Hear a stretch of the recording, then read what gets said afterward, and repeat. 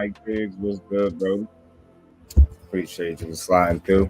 You know, I'm mad late tonight, man. I had a bunch of running around I had to get done today, unexpectedly, more than I planned on doing.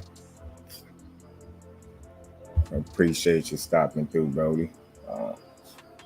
Wanted to try something different today, man.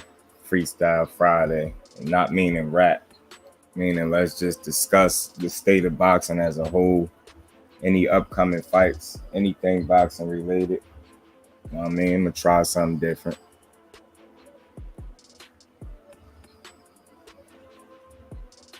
Quick. Oh, good. That's good. Glad to hear you good, Brody. Quick was good, sis. Appreciate you sliding through. As I said, I know I'm mad late, but better late than never.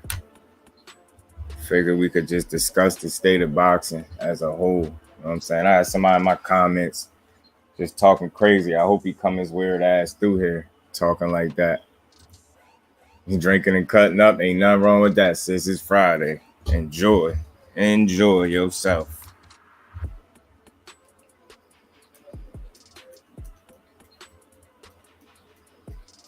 Enjoy. Hold on, y'all. I'm trying to get my shit right over here.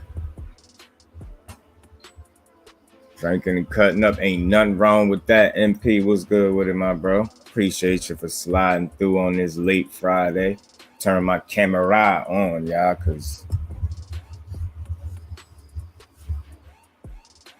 your mama been cutting the hell up. That's good that you can still have fun like that with your mom, man. I love the energy. I clicked over there on your live for a minute. Seeing y'all over there having some fun. Ain't nothing wrong with that. Nothing at all. Shit, guess who else cutting up, Quee? You know what I'm saying? Guess who else cutting up out here? That motherfucking CBD. He out here cutting up. Know y'all done heard the story by now. I know y'all heard it. That Jack Daniels honey hit different. She's on 1800. Okay. 1800 it is. Yeah, CBD, man. CBD Quee, man. If you ain't hear the story, I'm pretty sure you did, but yeah.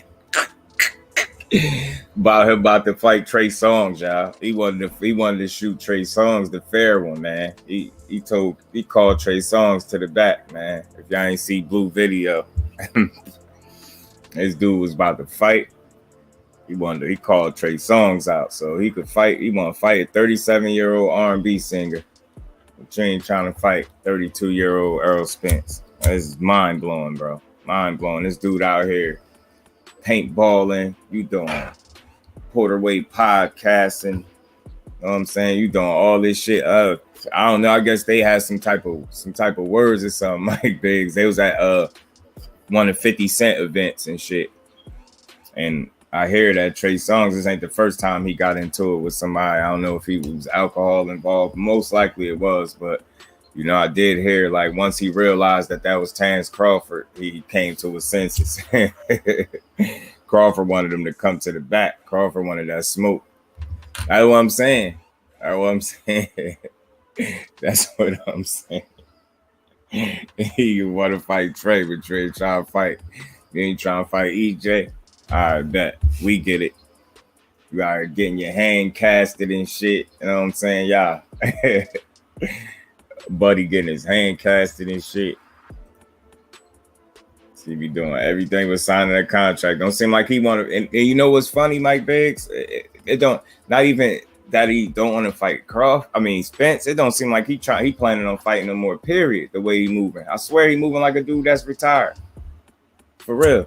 And I ain't saying don't enjoy your life, but I would have thought he would be at least training just with the thoughts that this fight is up next. You get what I'm saying? And just because we seeing them places don't mean he ain't putting in the work, but it's different. You know what I'm saying? We seeing this dude, he doing everything but.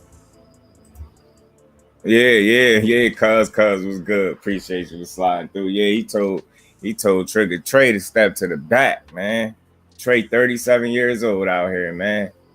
With no pro boxing experience. I don't care what he do in his spare time.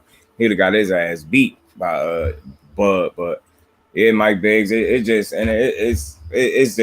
I don't know. It just don't give you a whole lot of confidence that he really worried about the fight or it being made. It's mind blowing to me, man. Mind blowing, man. Mind blowing. Pac-Man, Tay Jones was good with it, bro. Appreciate you for sliding too. I know I'm mad late today, man. Like I said, I got caught up early. I had to do some running around. You know what I'm saying? Usually I have a whole bunch of shit I really wanted to discuss, but it's open topics tonight, man. We could talk about whatever we want to talk about. Like I said, this is gonna be just laid back because I'm a lot later than I usually be. I'm here, man. I'm here. What y'all thinking about this fight Sunday, man? Who y'all got? I want to know. I want to hear from the people. Who y'all got? Ruiz or Ortiz? And who y'all got winning?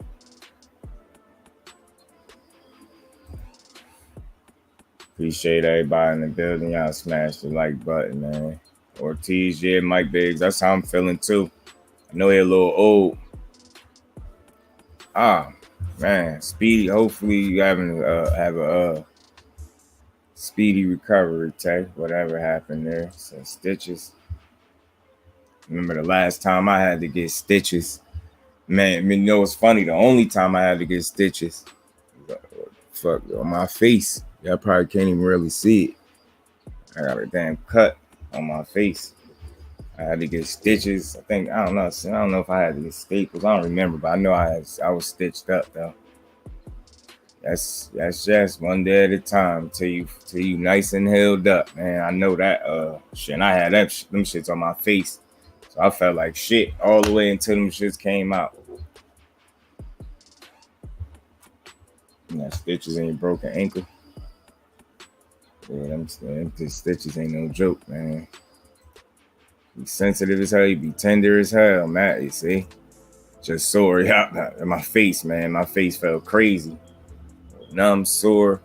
I had a fucking like a slice right down my face with a fucking box cutter. I felt like shit. That's the last time I felt that bad, and my face was like that. I thought my shit was done. Thought my face was gonna keloid up and everything, but as you can see, like I have to show it to you. You won't really be able to notice it like that. It's there, but man, I thought my shit was gonna be worse. I was sick for a minute. And I had like a hematoma, or however you pronounce it. I had that shit, like my face was like swollen.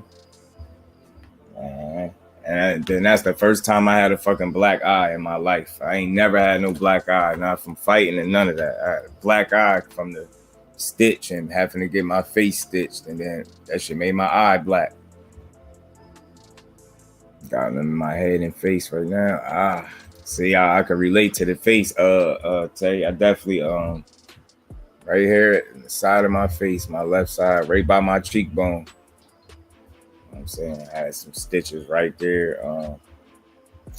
Did I have some in my head? Because I had a little cut in the side of my head too that you still could see. Like, man, I know how that be. I know how them stitches be. My face fell all funny and shit. I'm wishing you a speedy recovery, bro. Speedy recovery. Q Ruffin was good with it, bro. Appreciate you for stopping through. Who you got Sunday and Sunday's fight? I think that's Sunday, right? Who you got, Q? You got Ortiz or Ruiz?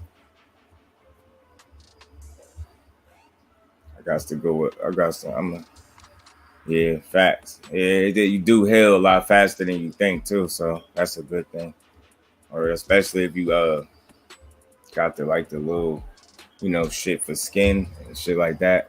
Shit will heal in a way where it won't even be as much damage as you thought. Shit crazy. Five, my brother, what's good with it, bro? Told you I was gonna boot one up. I was a little late with it, but I'm here, y'all. Yeah, man. I'm liking Ortiz too, and I get it. He ain't look, he ain't look his best. He actually looked his age in his last fight against Charles Martin. But I think sometimes people forget the fact that they're heavyweights, man. And despite the skill of Charles Martin, or whatever you think about him as in terms of skill level, he still can punch. He's still a heavyweight that can punch. Got a high KO ratio, regardless of what people might think. What's good with it, 5? I really see how Abner Mares do. Oh, you want to see how Abner Mares do? Me too. I'm interested in seeing what he's gonna look like after what I think about 4 years since he fought, and he coming off that retina. He had a retina injury. His eye look, man. That's why he be wearing them damn shades. You can see his eye. His eye look like shit. Eye don't look too good, man. We gonna see. I'm pretty sure they put him in there with somebody that ain't gonna be too tough for test, and I can understand that coming off of such a long ass layoff. Like I thought Abner Mares was retired and done with the sport of boxing, but guess he got more in the tank. So we gonna see. Damn sure gonna see. I'm with you, Mike. I want to see how he gonna look myself. As far as the heavyweights, man, like. I guess people must have forgot Andy Ruiz fought Chris Arreola in his last fight. He damn sure ain't look too good. And didn't he get dropped? I think he got dropped in that fight. He damn sure ain't look good. And that fight was way too competitive for my liking. I've been talking like his confidence is questionable. Oh, okay. See, that's never a good thing, especially you want to be full of confidence, you know what I'm saying? But shit, we gonna see. It's been a while for him. He gonna have to show something. He better not come out here and get knocked out. That he gonna go right back into retirement. He get put. Yeah, like I was saying,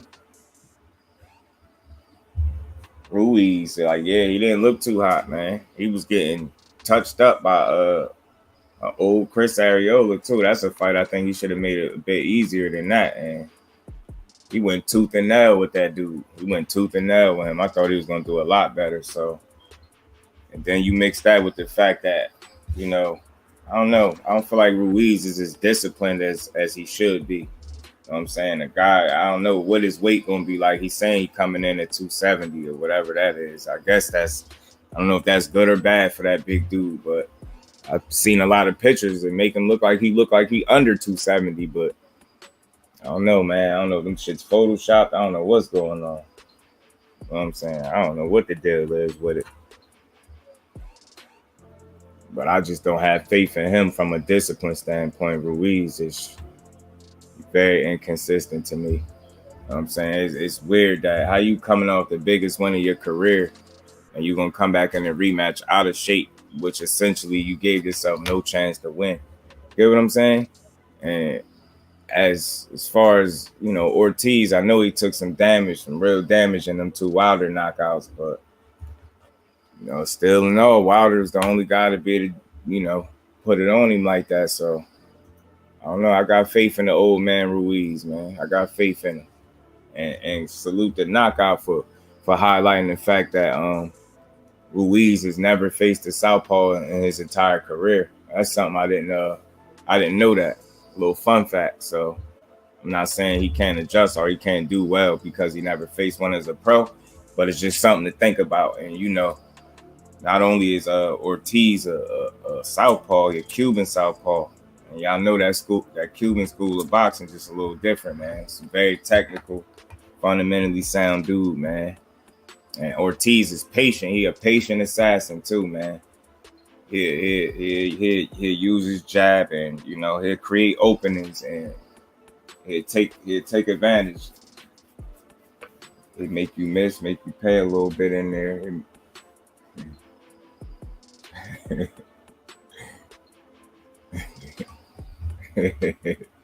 Yeah, some food, Joe.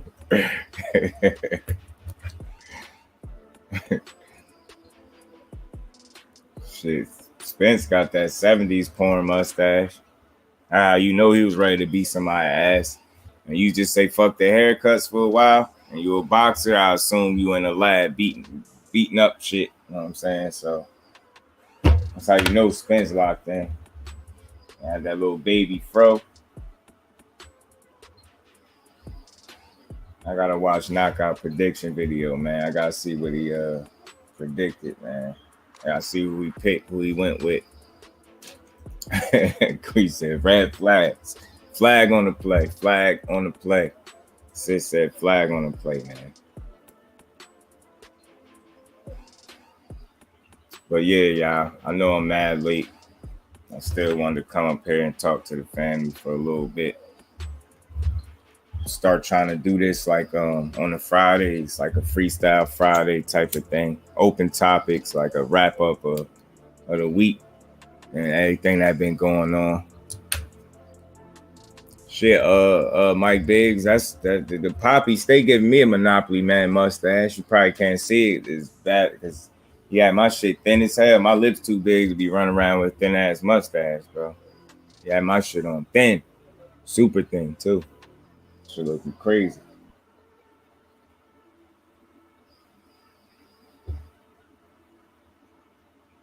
We about to kick his ass. I'm kick his ass quick. So what y'all think, man? Y'all think I should because this is more like a test run. Y'all think I should keep this I think I should keep this going. Freestyle Fridays, man. Do a live every Friday, discussing the weekly events and shit like that in boxing.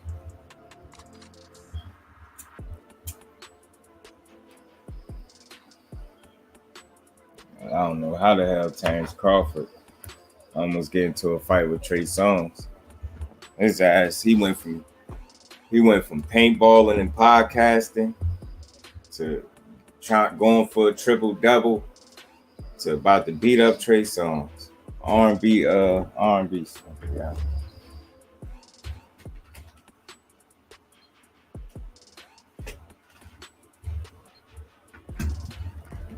My bad, y'all. And my girl love her some Trey Songz. Told her, I said, that's why your boy's about to get shit. Hey, Trey. Yeah, Trey. I have to raise my chair up. Y'all stupid, yo.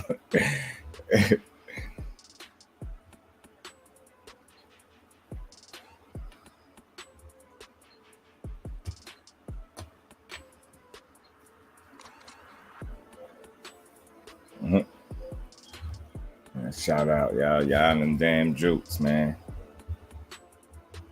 But yeah, man. Hopefully we get this. Hopefully we get Spence versus Bud instead of Bud versus Trey Songz. You know what I'm saying?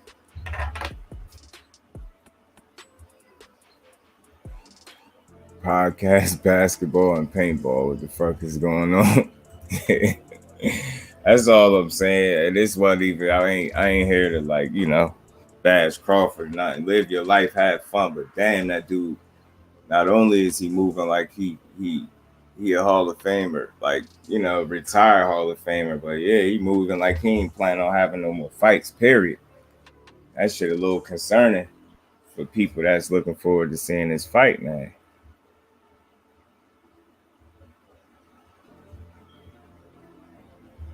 All I'm saying is, give us a sign or something. Like, damn, bro, give us something. Throw us a bone at this point, bud. Like, at least let us know. Let the people know you really still interested. At least, man. Like, damn, I don't know what the hell be going on. Him and podcast Porter friendly than a bitch. Them boys done got mighty cool. That's why I said. That's why I did that live the other day, saying they robbed us out of a fight. People be just thinking I just be talking. But shit, it's a real question, and I don't mean robbed in terms of like he didn't come to fight. Sean Porter problem is, to me, he don't know how to turn that friendship switch off. See, Bud Crawford know how to turn that bitch off. I'm saying, even in they face off, the way he was looking at him, like he was looking at Porter, staring through his soul. Porter had to try to get serious. He's doing too much smiling. And you went to that fight half-ass trained and shit like that. And you think nobody gonna say nothing about it? Your friendly ass. That's what I said. People thought I was just hating or something. But nah, the hardest punches Sean Porter threw that night against Crawford was against the mat, towards the mat when he got dropped. And I even heard a clip. And shout out to Kyle from the boxing section, man. He had a little clip where he was talking to Sean Porter, and Sean Porter was explaining, like, the situation in the ring. He said the problem when he fought Crawford is he seen them shits coming. He just ain't get out the way. He was in his own head type shit. Yeah, you was in your own head. And your damn daddy pulled the plug and cheated us out of a finish, a good finish. Talking about he knew he was gonna stop the fight before it started. That shit sound wild. I still ain't letting that go. That shit sound crazy.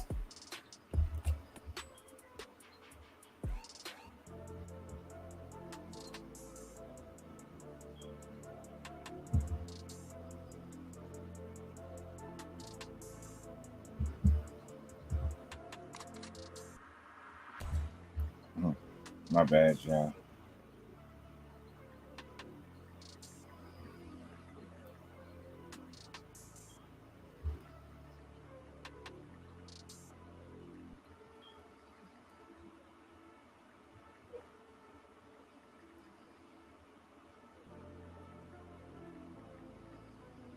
My bad, y'all.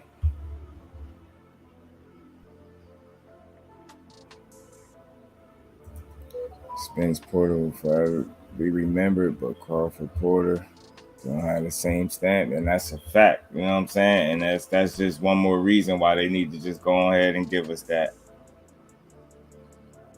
Go ahead and give us that fight. And stop the playing, man. Stop playing, people.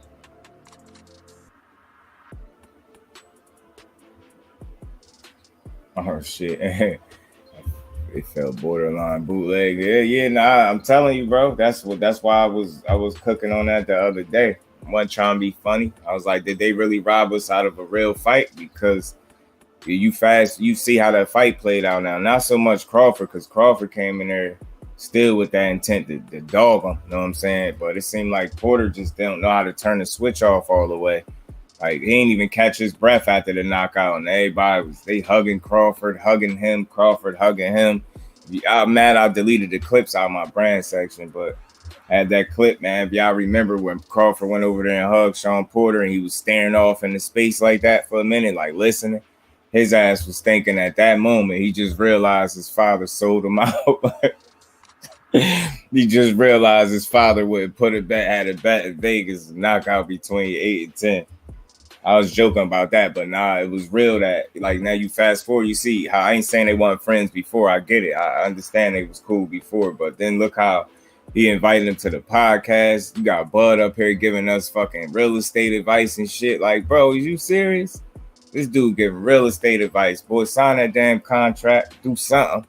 At least talk about the fight. God damn, man. This dude up there giving real estate advice. Then he went paintballing and Sean got his ass beaten paintballing too. Like, damn. Everything this dude do, obviously, he gonna beat you in it, your old friendly ass. You was too friendly that night, too. You should have came there to kill. You wanted to try to box. And that's what I was saying. I forgot who I was talking to, and I was trying to say to him, I understand, the risk factor of going all out against a sharp counter puncher like Terrence Crawford, but at the same time, if we talking about Sean Porter, that's his bread and butter. That's what he do best. So despite the level of competition that he was in there with that night, he still was supposed to approach that fight and be himself. And to me, he wasn't Showtime Sean Porter. It's like how Ashley said he was podcast Porter. You know what I'm saying? Like he didn't come and bring that same intensity that I seen against EJ. You get what I'm saying? And I understand that different styles, different fighters. I get all of that. But again, we talking about Sean Porter, and we all know if you've been watching him, he do his best when he's mauling you, making it a fight, getting in your chest and outworking you. That's when he's at his best, not when he's trying to box. Get what I'm saying? Now, I'm not saying he don't have no boxing skill, but if you was to tell me before the fight that he was going to approach it and try to be more of a boxer that night, then I would have told you right from the gate, no matter how competitive you think he about to be, he's guaranteed to lose because he's just not a better boxer than a Terrence Crawford. So it made no sense for him to approach that fight in that manner, trying to box. That's why I'm like, yo, what? You want to box now, man. Every fight, and y'all can go back and watch, and you go watch his last handful of fights. Any of those fights where this dude tried to box, like for the majority are box more than normal, they're way too competitive or way closer than they normally be. Go look at the fight with Ugas, your Danis Ugas. Go look at what other fight. He did it a little bit with Sebastian Famella. He ain't look too hot against him. Mr. New Orleans in the flesh, my brother Skills. What's good with it, bro? My TWT family in the building. Demetrius Bright, what's good, family? Appreciate y'all stopping through. I know I'm mad late, like I told y'all, I was mad late. But this is something I'm thinking about doing on Fridays. I ain't gonna keep it out here too long, but this is something I was just thinking about doing. Some Freestyle Friday type thing, and let the people just air it out and talk about all things boxing or whatever's going on, whatever happened through the duration of the week. So it's just something I'm thinking about doing. But I'm gonna come on course earlier than I am right now. We're gonna work this thing out. We're gonna get this thing going. So salute to my bros in the building. Appreciate everybody in the building. Y'all smash that like button for me. But yeah, man, just to finish my point, and not to stay on it too long. But again, you gonna go in there and if you Sean Porter with the skill set that you have, it serves you best to do what you do. Get in that man's chest, make it ugly, be a little rough in there. Like, you ain't see none of that. Like, some people would call Sean Porter dirty. You get what I'm saying? You ain't see none of that shit that night. You ain't see the same intensity. I just don't care what nobody say. I didn't see it. He brought it in spurts and in spots. And I'm like, nah, Sean Porter, you come in there, you come to fight.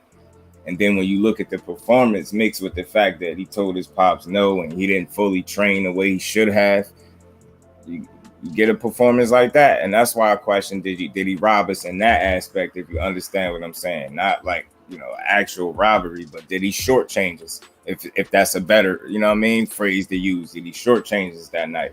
Getting in there, not being the best version of yourself that you could have possibly been because you didn't cross all your T's and dot all your I's. You know what I'm saying? You left some shit in the gym, and obviously that translated over into the fight. Transitioned over into the fight, and I think your performance was less than what your best could have been that night, if that's fair to say. That's just my opinion. Maybe I'm wrong, but I think he could have did better had he stuck to what he do best instead of trying to play chess with a better chess player. You know what I'm saying? I think that's fair to say that. You know what I mean? And then T20 was good with it, my bro. Appreciate you for stopping through. And when you think about it, you know what I'm saying? You in there, you playing chess with a great sharp counter puncher. Get what I'm saying? A guy in Terrence Crawford that some people, or it seems like through his fights, his opponents don't realize that he's a rhythm fighter, man. He's a rhythm fighter. And a lot of what Terrence Crawford does well in there, and a lot of shit that he want to do, is because once you allow him to set into his rhythm and get his flow going, like, he's gonna be dangerous to stop. So it's like, you know, even with Sean Porter probably not approaching that fight the way he should have, he still was ultra competitive, and it just, you know, one would question like how much better could he actually done if he would have just really put it all in the gym how he normally do, and would that have transitioned over into the fight. And I'm not saying he still would have won or he would have won, but I think we could be having slightly a different conversation. Like, I think it's the way he wouldn't have got knocked out. You get what I'm saying? Because it wasn't like he said, he seen them shots. Look how careless he was, and he just, after getting knocked down once, you just went right back. Now you get what I'm saying? He picked the wrong time to try to be him. You try to wait till you was hurt to try to go in there and go get it. Like, nah, you hurt now. And again, you in there with a guy, a rhythm fighter, and a great counter puncher, and you hurt, and you bull rushing in there. All you had to do is just pick you right off. Like, you made it easy for him. You know what I'm saying? So that's why, you know, I felt like he robbed us, or he shortchanged us, like I said, in that regard. You know what I'm saying? It could have been a better fight. But nonetheless, you know, we here now. And like I said, this dude more recently was just about to fight Trey Songz. Like, damn, you about to get into it with Trigger Trey? 37-year-old Trigger Trey, man. Let's be 38 soon. Like, damn. You could fight this dude. You know what I mean? I'll be about to fight this dude, but nah, EJ, man, what the hell going on? Just what in the hell going on, y'all?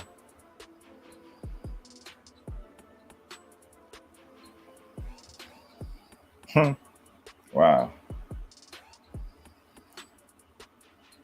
Man, and other news. Damn, Anthony Joshua dumped Robert Garcia already, huh? Sheesh. Get him right out of there, huh? I don't think that dude gonna realize, man. I don't even think that was a good move. I actually think he looked a little different and did a lot better in the rematch against Usyk than he did in the first fight. I think he jumping the gun, leaving Robert Garcia so soon. I really do, because I think he was able to see some key adjustments in that second fight, man. He made that fight a lot tougher for Usyk. I don't care what he might think, he did. He found out Trey stole his girl. Yeah, he is Mr. Steal Your Girl, right? Oh, man, yo. He was about to he told Trey, let's go to the back. Trey wants Sting. He's stupid, but it ain't that stupid. Looks like Garcia brought some aggression and pressure out of Joshua. You get what I'm saying? And it was smart and calculated. You get what I'm saying? I think it was smart and calculated pressure, because he was very reactive in this fight, is the way I seen it. He was very reactive, like, you know what I mean? With what Usyk was doing, as opposed to the first fight where Usyk was just like getting off on him and he wasn't returning fire. And in this rematch, that's what I seen the difference. He returned fire. Like, the first one, he was cool getting touched up and not getting his back. He wanted his back, and he was able to get his back in that rematch. Face salute, bro. Appreciate you for stopping through. Hey, appreciate that. I be trying to come up with decent little thumbnails. I got this one. This picture from Skywalker. And me doing this, like, trying to do this Freestyle Friday type of deal, where we do a little wrap up. Or you even can speak on anybody in that actual thumbnail, like any fighter. So we in here just kicking it for a little bit. Now, yeah, man, I think he jumping the gun a little bit too fast. I think he should have kept Robert Garcia, because I underestimated what Robert Garcia would be able to change in just one training camp. You get what I'm saying? And I think, despite the one training camp in such a short time that they had to really work on shit, I think he did very well, and I think he should have just pumped the brakes a little bit and held off on, ditching Robert Garcia if that report is true, which I believe it is because it's from a credible source. But that's not a good look, because for me, the biggest issue for Joshua is not the trainer or who's training him, it's him. It's his mentality. Some people question his heart. I don't think it's his heart. I think it's his mental. And I don't think that he's weak mentally. I don't even think that. I think he's stronger mentally, and he got a bigger heart than what people think and what people give him credit for. Facts. R.I.P. to Ernie Shavers. Yes, great puncher. Definitely. One of the hardest, I believe, in his time. If I don't have my fact mistaken. So yeah, R.I.P. to Ernie Shavers. But yeah, man, Joshua did very well, man, and they made some key adjustments and adjusted the game plan, and it was working. And I believe that fight, I think Joshua could have been up in that fight going into about, I think, the 8th round or so, something like that. Could have been very well up, you know what I'm saying? So it's like, for me, I left that fight like saying like, damn, it was another good performance by Usyk. Like, not surprising, you know what I'm saying? But it was a close one. That's it was a lot closer than I thought it would have been. You know what I'm saying? I thought Usyk would have did even better after having seeing him for 12 rounds. To me, it seemed like Joshua was able to make some key adjustments, and Usyk was able to stay patient and buy his time. You know what I mean? He bought him some time, and once Joshua blew his load in that round when he looked like he hurt Usyk a little bit and he went for it, shot his load, and I don't think he had enough to really compete at the level that he would have needed to win them championship rounds. I think that's where it hurt him. Like, he just miscalculated that just a little bit. And I think he thought Usyk was more hurt than he was, and he went for it, and he paid the price, because he looked like from that point on, which I believe it was like the 9th round, he looked gassed. Looked like he ain't had no more in him too much. You know what I'm saying? He stayed on his feet, but he ain't had too much left. The fight's coming. Caleb and Darrell, a good one. Facts. And they don't like each other, obviously, for whatever reason, but I like both fighters. Anthony Darrell is obviously a dog, as his nickname would indicate. He older though. He up there in age, but he's he still got some punching power with him. Just came off a crazy win, I believe. We caught the guy with the uppercut, if I'm not mistaken. So you can't count him out all the way, but for me, I kind of expect Caleb, if he's going to be him, to be able to outbox the older Anthony Darrell. You know what I'm saying? He just better not get caught. He better not be careless at all in there, and don't fall asleep at the wheel, because if you do, you might take a real nap in there. Darrell catch you with one of them joints. Nonetheless, that's definitely going to be a good fight for sure, bro. For sure. I'm going to be tuning in for it. You know what I'm saying?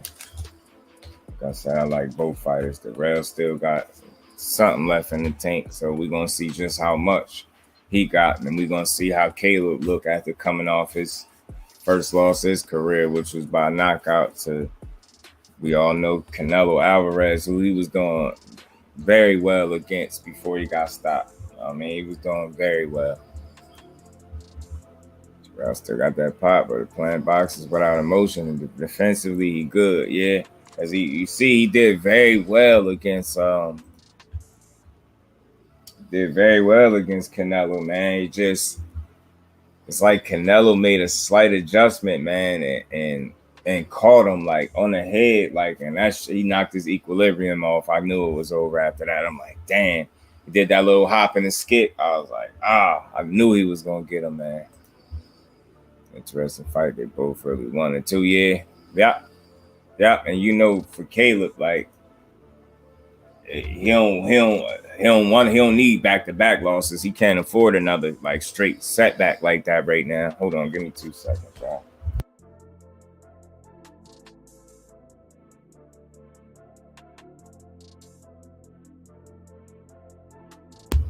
My bad. Yeah, but he can't afford back-to-back loss, especially by not no knockout. And As for Anthony Durrell, man, it's, he at the later stages of his career, so he want to capitalize on every opportunity. So that in itself, and he comes to fight anyway.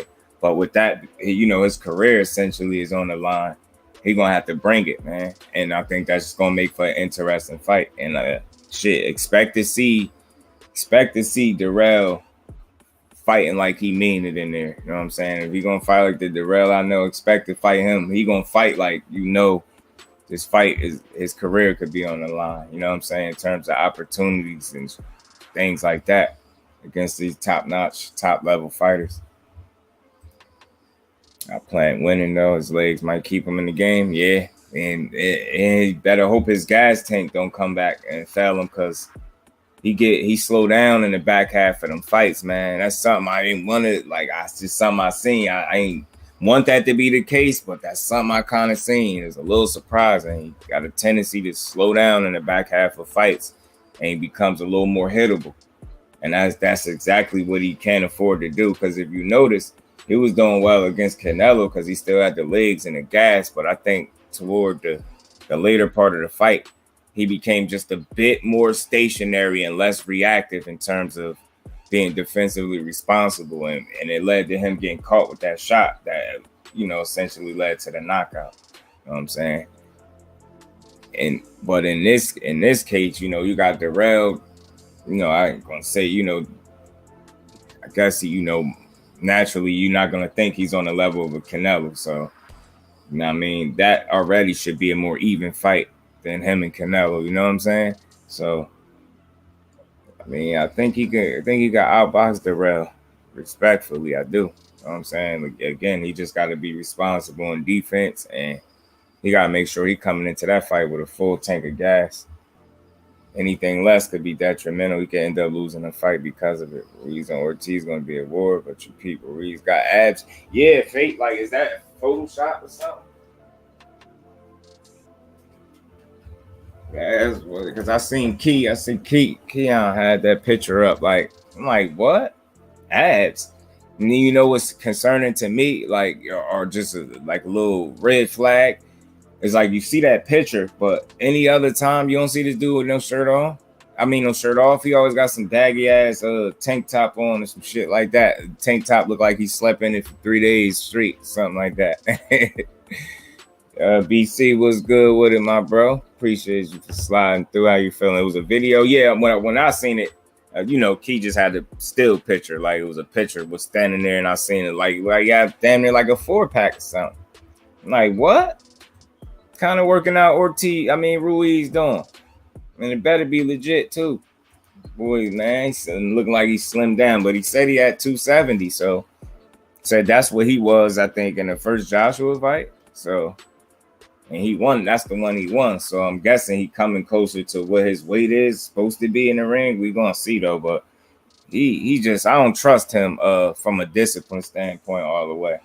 Like, the biggest issue I think I have for the concern I have for Ortiz is maybe his age, obviously. You know what I'm saying? And maybe his punch resistance at the suffering them knockouts and then getting knocked down, Charles Martin and shit like that. So those are my concerns for Ortiz: age, father time, and maybe his punch resistance. If I'm being fair, like, I hope he don't get caught cold. Like, I think it's gonna be important for Ruiz to avoid getting caught cold, man, because that could hurt him in the fight. Because you don't want to find yourself keep getting knocked down early in fights and having to come from behind. You don't want to keep putting yourself in those situations. And, like, I think it's very important for this dude to come in warmed up. Like, you know what I'm saying? A lot of fighters be coming in there dry, man. Like, it's like they wait till the camera come on for them seconds and they be hitting the pads or doing a little bit.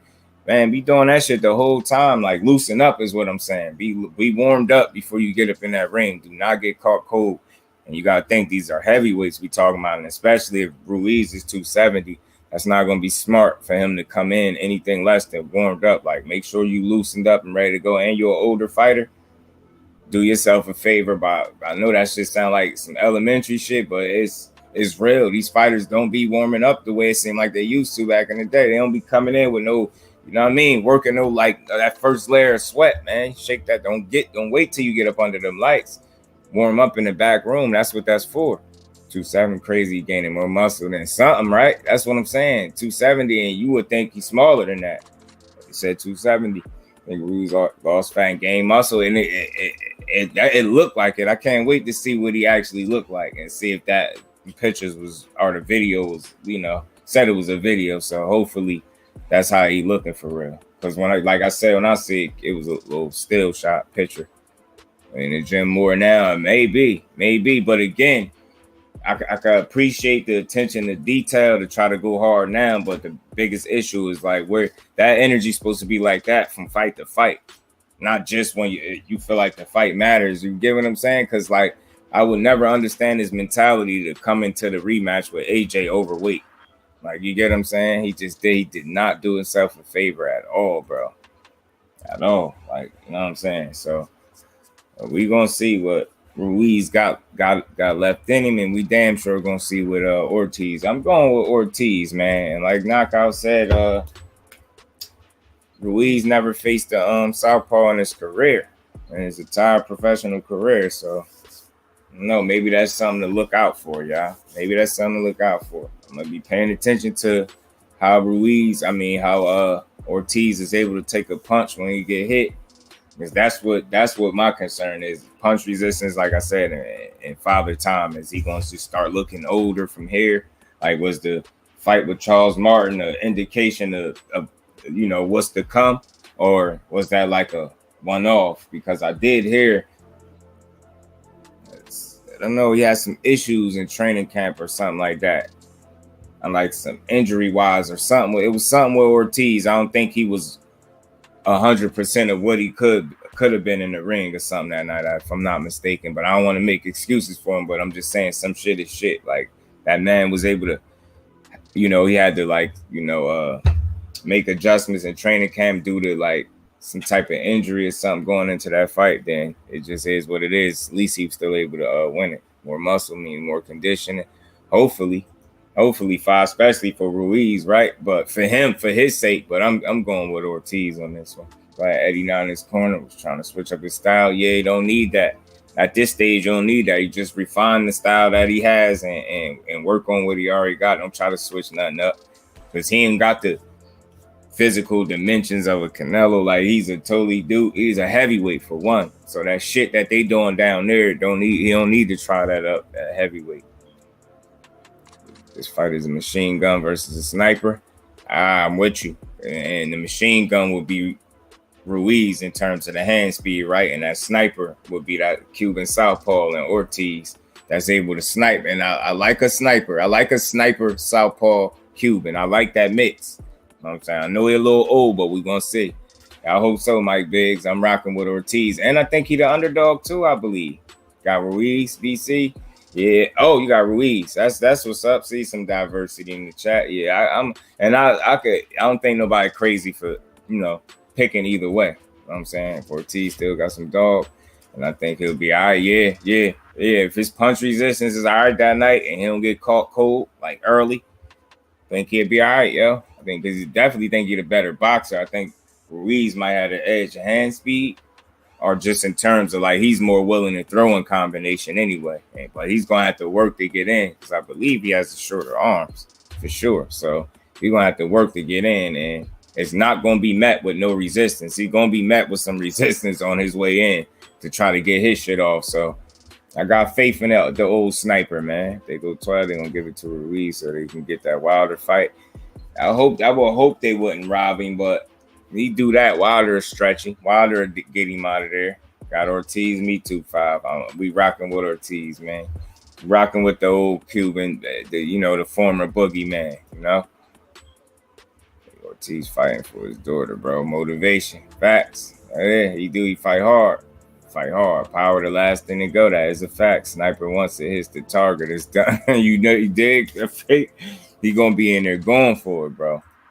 Telling you, and that southpaw, like, he gonna be slick with it, and he's technically and fundamentally sound, which is like why I got more, faith in the old man. I don't think so either, BC. I think somebody getting stretched. I think he could stretch. I think he could stretch Ruiz. I really do. Joshua put you down. I think Ruiz is sharper. I mean, I think Ortiz is a sharper, better puncher in terms of not so much power, but punch delivery and picking his shots. And he's a lot sharper, I believe, than Joshua, even at this advanced age that he's at. Ruiz in less than 8.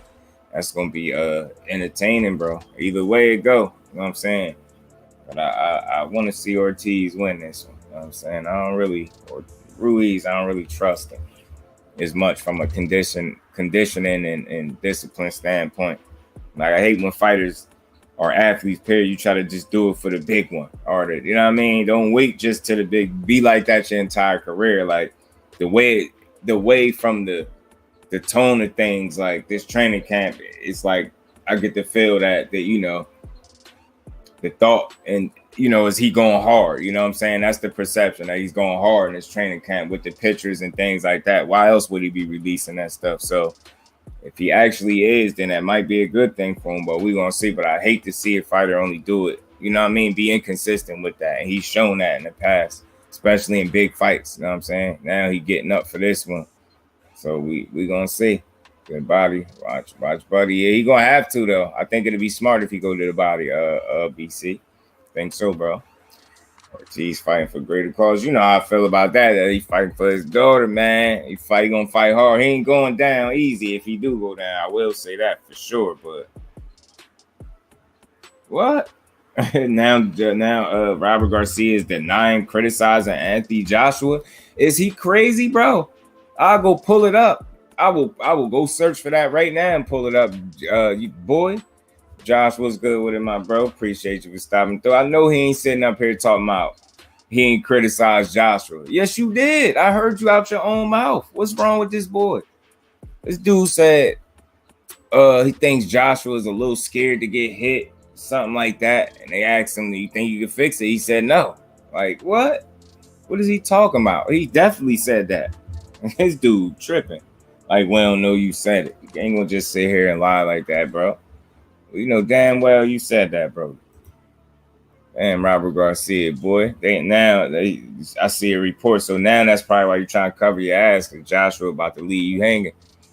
Same cause both Wilder fights, fam. Yeah. But Wilder got that damn melatonin, man. Melatonin, NyQuil, and some vibranium in his hands. You know, that's a little bit different.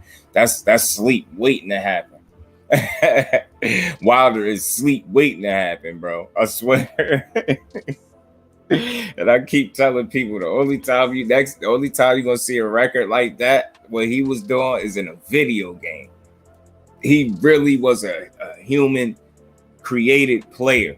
Just think about what I'm saying. Wilder is a created player, bro. I'm telling you. Don't he just he's like the epitome and a prime example of you ain't gotta be all buff and like Joshua, bodybuilder, to be able to stretch somebody like that. That's why I'm gonna always rock with him, win, lose, or draw. That shit different. Ortiz winning by stoppage, don't sleep. Oh, Ortiz, he got that grandpa strength. Facts, bro. He got that grandpa strength. It's gonna be a competitive fight, though. I definitely see that going. You know what I'm saying? Wilder, man, is a created player, bro. The only time you will see a record like a knockout KO ratio like that with that many fights is if you created somebody on fight night, bro. I'm telling you, that shit different, yo. They could say what they want. Windmill Wilder, oh, he can't box. Anybody saying that, you don't know shit. Don't tell me somebody that got that medal in the Olympics can't box. I don't ever want to hear that. I don't care. You better put it in perspective. Say his levels, or he ain't at the level of this one or that one. Make some type of sense. But you gonna just go with the he can't box? I'm gonna go with the you don't know shit about boxing. That's why you saying that dumb shit. Don't sit here and tell me that. Why have y'all been watching? How the hell he been winning? Just y'all only the right hand. So what happened in between all them right hands before he landed? Nothing. He ain't boxing. People just be saying shit. That should be having me mad as hell. I was about to just go on a rant just right there. When he get tagged coming in being a shorter fighter. That's why I said G5, he gonna have to work to get his shit off. He gonna have to go on the inside to get his off. He really is. Got that against Joshua 5, yeah. Yeah. Watch what I tell you, BC. Yeah, like the matchup. Me too is gonna be a good one, AJ. So I think it's his mental that's fragile. 5. I think it's his mental. Like, and what I say mental is like he doesn't know what his identity is. He struggles with identity in the ring. But like his last fight, the rematch, he kind of got some of that back. He got back to some of that. You get what I'm saying? But I think he has such a high level of respect for Usyk's boxing ability that it kept him. It's like he kind of like forced you to be strategic and fight like a chess match, almost like you didn't come in there and really physically impose your will, but you did it in areas and you were successful when you did it. You get what I'm saying? But I think the longer that he was able to keep him, from really going for it, that favors Usyk. But in a crazy sense, it's like Usyk's punch output and his rate is like it was low. His pace, the pace that he fought at was different to me than the first one. And I think that allowed Joshua to not shoot his load as early. And he was being mindful of it because you could see his approach. He wasn't just throwing caution to the wind. He was being very strategic and smart about when he decided to attack. You know what I'm saying? He really made some key adjustments, and I was impressed, man. I had to give him his just due. He really did what he was supposed to do for the most part. You know what I'm saying? He just came up short, and he blew his load in that round, and he lost all the championship rounds to me.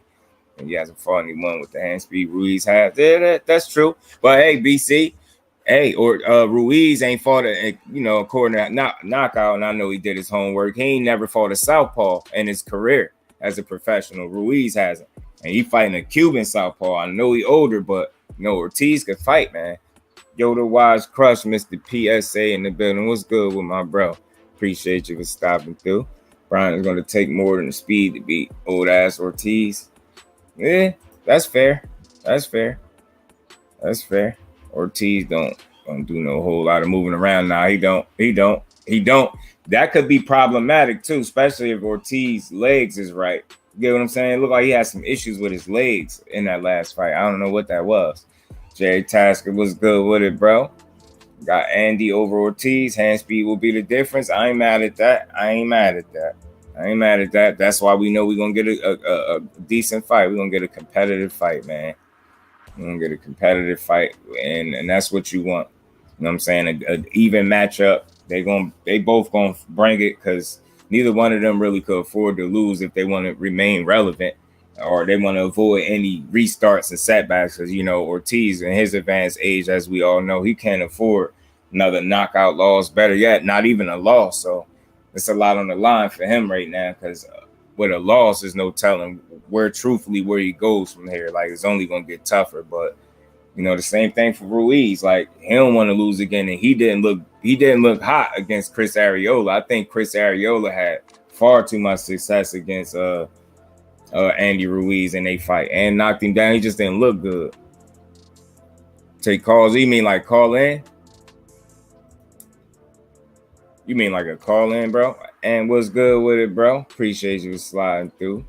I know I came on hella late, y'all, so my bad. I had some early running around going on, and it allowed me to think about something different I wanted to try out, like on this Fridays. I could drop a link for you, bro, if you wanted to come on. I dropped the link for the family. Makes an excellent fight facts because you got the speed, the hand speed of Ruiz, and he got some pop behind them punches too, and you got the intelligence and poise of the Cuban southpaw and Ruiz. You know what I'm saying? Yeah, I could drop a link though, bro. I don't have it set up, so I was thinking about that at one point too. It's funny you said that. Chris was landing too much, but I feel like because Eddie can be a fault because he switched him up with that 3 combo BS. You peeped that, huh? Switch the changing of the styles. Like, you better let him stick to what he do best. Don't go in there trying to get cute with Ortiz. He's getting in the house. Drop the link back. I got you, Brody. I got you right now. Appreciate everybody in the building. Y'all smash that like button for me. My bad for the super tardiness, but I'm here and I'm thinking about keeping this a thing. This Freestyle Friday. We're gonna do, the wrap up of the week, everything that's going on in boxing. All things boxing related. Salute, Queen Monica. Appreciate you for stopping through. As always, appreciate you. Yes. Appreciate everybody in the building. But yeah, y'all, we gonna get a good fight out of these dudes, man. We gonna get a good fight. Gonna get a good one. Hey, man, what's this, man? I don't know if y'all heard, man. What's up with I'm trying to think, man. Is it time to get on Pitbull Cruz ass or what, man? Cause I done came across a video, man, that had me thinking, man, cause we get on everybody else, man. Is this dude out here ducking smoke for real? Damn, who they say he ducked like 3-4 times or turned the fight down with? Pitbull Cruz. Damn, I forgot. I can't think of the fighter. I'm mad. I can't think of it. But yeah, man, they say he turning down smoke, man. So what's up with him? I think Jared Anderson really big guy. Next up, yeah, man. Some people calling him overrated, Q. Believe it or not, I think he right on Q. Matter of fact, I think Jared Anderson, honestly, is ahead of the curve for his age. He's very young. Ashley's corner, salute, Queen. Appreciate you for stopping through. How you feeling? Yeah, man. Yeah, Crush, man. You heard about Pitbull Cruz ducking smoke, bro? Man, hey, what's good with boy? I gotta watch that video. Is it Ryo that he turned down the 3-4 times? Damn it, man. I'm mad I can't remember it, yo. I'm gonna go back and look, yo. Damn, man. And was trying to be nice saying he not leaving Eddie, but he got his own gym and quietly left. He slipped up out of there, y'all. God damn, bro. Think Pitbull turned down Ryo's. That's who it is. It could be Ryo. Damn, it was somebody. Tony, what's good with it, Brody? Yo, big bro, how there are you go. Rivera. It was Rivera. There you go. See? Appreciate the Queen. I knew something on it. There you go. Yeah, you appreciate you. Yeah, it was Rivera. They say he turned down Michelle Rivera 3-4 times, man. God damn, bro. And he not interested in the Ryo fight. And then he think he could keep talking about Tank, bro. Not when you duck and smoke and the jury is still out on him. I don't think he deserve another Tank fight. Just because he survived, that's not enough. Like that Gamboa fight, scrap that. Nah, you went right back to being sloppy, reckless, and careless.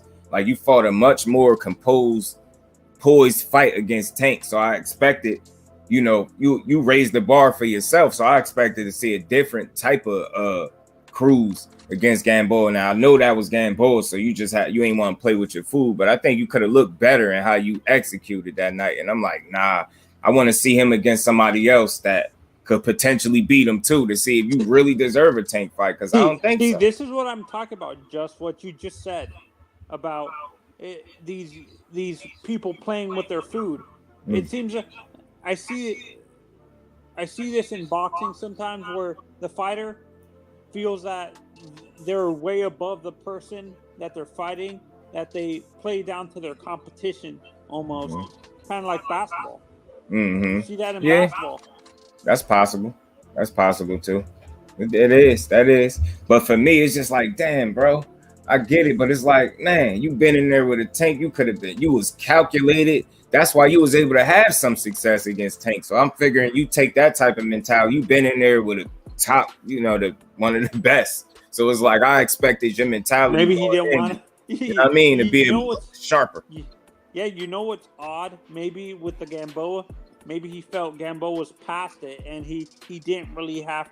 I'm not saying he wasn't composed, like he wasn't taking it like not seriously, but it felt like he was laying off. It was laying on a layoff, kind of. I'll be there, Ash.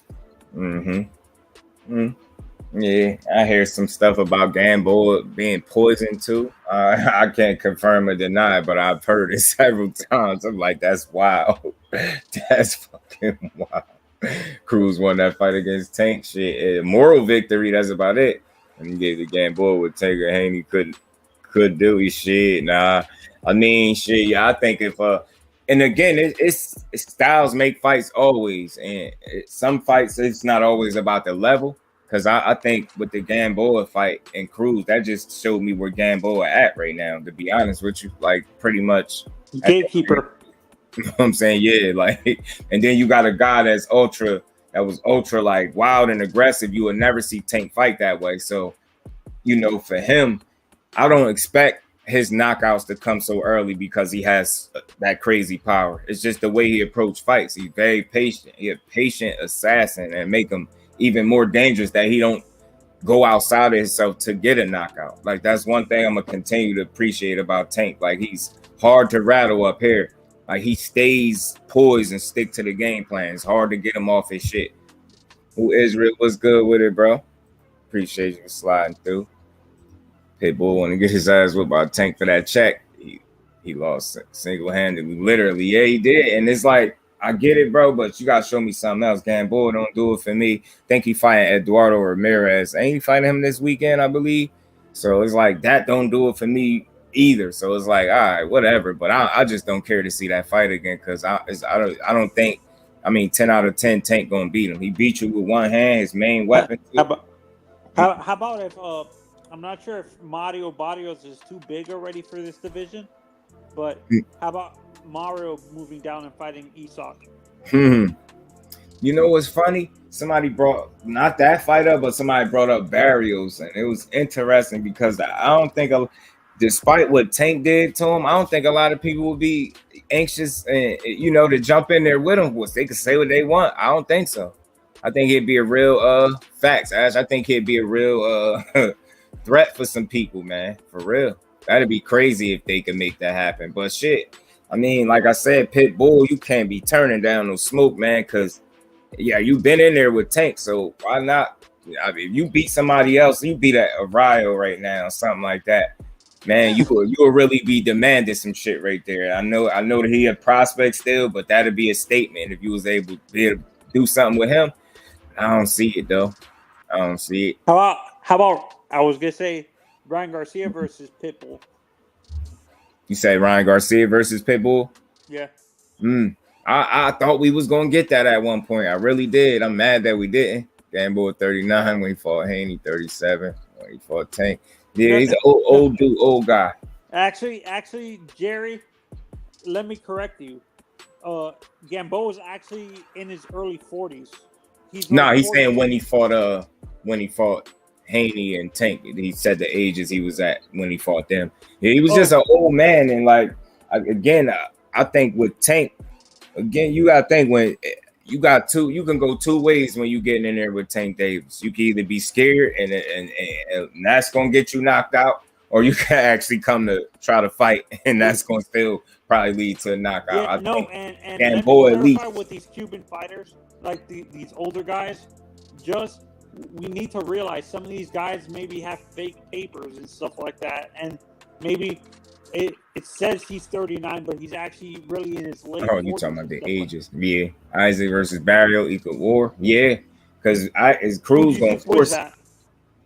Isaac and Barrios, man, that'd be interesting, yo. But again, for me, Barrios is a better fighter than him, and if he can avoid getting knocked out, and I think he could, I'll go with Barrios in that. The size difference would be a lot for him, and I know it could be problematic early until Barrios maybe adjust to the smaller fighter possibly, but I think he'd be to do it. So between Gamboa fight with Tank and Haney. Yeah, it wasn't, right? It wasn't. Alex Alberto was good with it, bro. 108. Have an undisputed champion next year. I think we might have to start paying attention to him. Hey, man, you can talk about him. I ain't familiar with that weight class because I don't really know nobody at 108, I don't think. Now, Captain Tank lost that fight. You really think Tank lost against Pitbull Cruz? I don't know what to tell you, bro. That's a little wild for me. Like, hey, we ain't going down that road. Ain't no way. It's like not even an argument. I rewatched that fight, and I felt it was a draw. Nah, for me, I mean, I wouldn't even argue with nobody. That's how I can't tell nobody how they seen it. But to me, it's not even debatable if he lost or not. To me, like you can't beat a guy with one hand. You're not gonna beat him with two, and don't bank on him hurting his hand again. So it's like, For me, it was, all he did was be competitive, and I think a lot of times people become prisoners of the moment. Don't mistake a competitive fight for a close fight. Like, you can compete and be competitive each and every round and not get blown out. But in them 3-minute durations, them 3-minute periods, if you constantly losing 10-9, 10-9, 10-9, the duration of the fight is going to look like a blowout at the end. But you're going to be, it's like a loss that is respectable because you competed each and every round. You left it out there. But for me, the most he did was compete. It wasn't really a question of who won to me. Not to mention, again, with this torn Achilles, man, again, like, he just met his fate, and we all know that wasn't Tank best. We all know that, and that's completely 100% on him. But we all know he wasn't at his best in that fight, and he still got him out of there. I mean, shit, you seen Haney fight an even older version, and they went the whole distance without no torn Achilles. So, I mean, it's like picking, I don't know, it's like grasping at straws right there with Tank. Like, I don't know. What's up, Just Do? What's good, Alex? What's good, my bro? And is that Anthony in the middle right there? Yes, sir. Yeah. Once again, boy. Another fight. Me either, bro. Me either. Hey, Just Do. Which would you rather do? 4 rounds with Tank Davis or eat this? Hey, shit. You know what?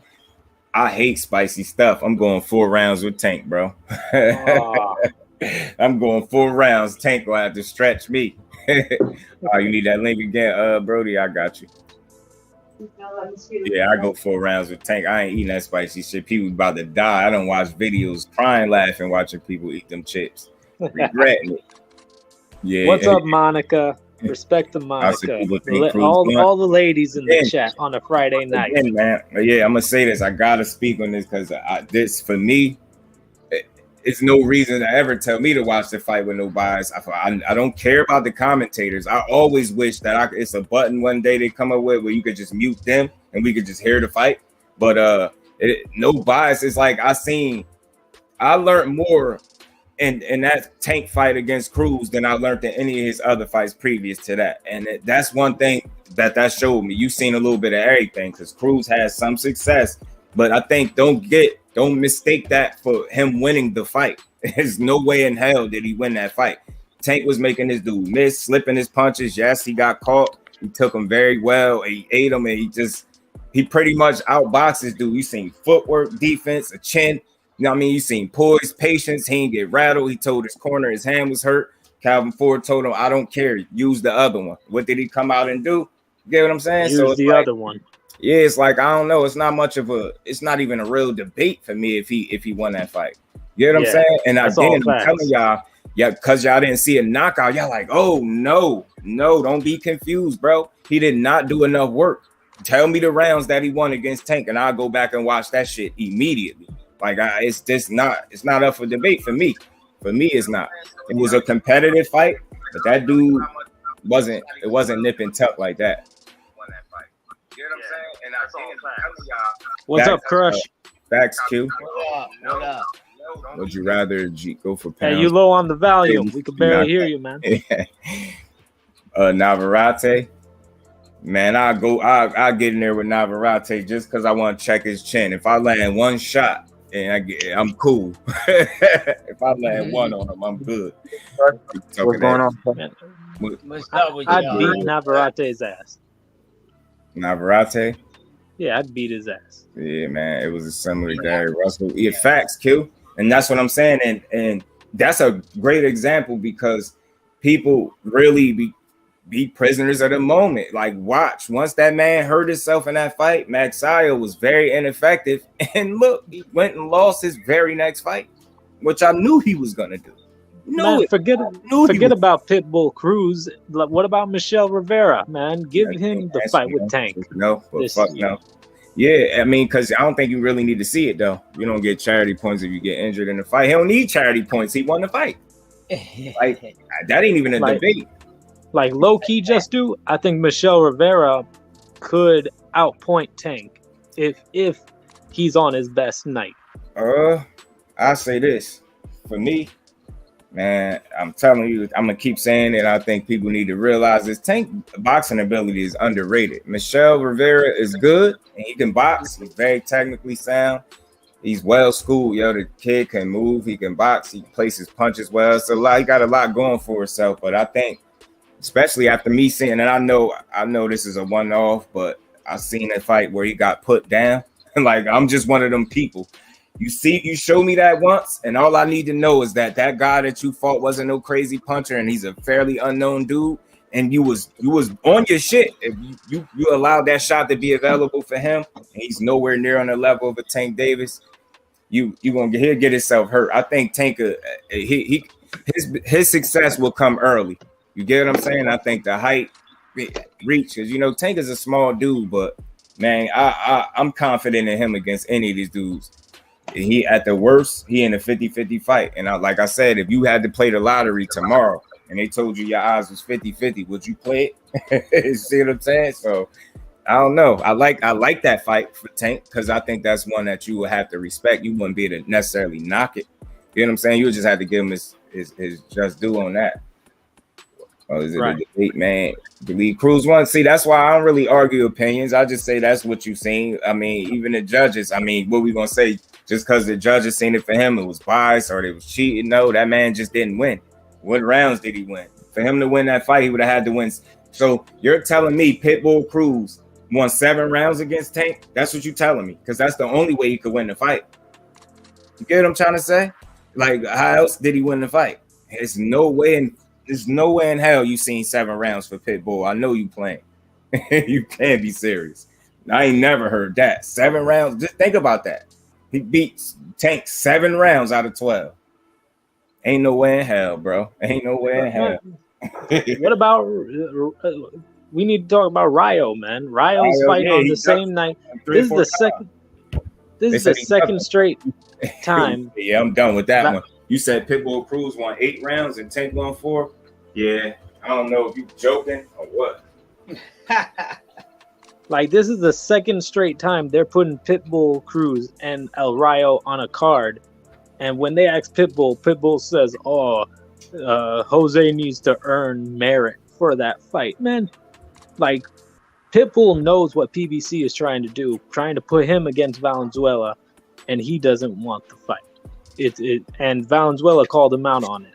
So, yeah, and Pitbull been moving funny, man. He don't want to fight nobody but Tank, and I think that's a money grab. You can't beat that boy. You know you can't beat him. Tank Max Cruz because of the fans thing. Yeah, so I know you don't want to see it, dog. But you know what, Ash, though? But you know what? 100% for that reason, that's the only reason why I would be cool with it, because I know what had happened. And I know, like, I just want to highlight something real quick, yo. If y'all remember before he hurt his hand, and maybe it's just the way I see shit. Maybe I'm crazy. But you notice Pitbull had his hands up. He was blocking at that high, tight guard, and Tank started letting off. And you notice even the punches he was blocking, like how he was able – look at the power, like how he was able to just shift this dude around. Had he not hurt his hand, that would have been the beginning of the end, because if I'm not mistaken, I think Calvin Ford told him to go get him. And that you seen him on the front foot and you've seen the success. Like, once he make up his mind that it's time to get you, I ain't seen nobody really be able to get away from that. You get what I'm saying? And then that one other dude that he didn't knock out early in his career, that was like a 6-rounder where he was playing, like, he would have had him out of there too if he wasn't playing. That dude just a different caliber of puncher, man. And with the skill and patience and IQ to mix with it, dangerous, man. 50-50 fight for the rest of his career until he get old, bro. Until he retire, man. That's just my thoughts on it. Until he starts slipping or something. Yeah, they want that bag, Ash, because Pitbull Cruz, come on, knock it off, bro. I think it's fair for me to say, won't you show us that you can beat somebody else that might can beat you and do it and fight in an effective manner? That damn bullshit didn't impress me. It was sloppy. Yeah, I'm going to critique you more heavily because you just got in there with Tank and you got a shitload of praise for not getting knocked out. Some shit I never seen before. You even got people thinking you won 8 rounds because you survived not getting knocked out.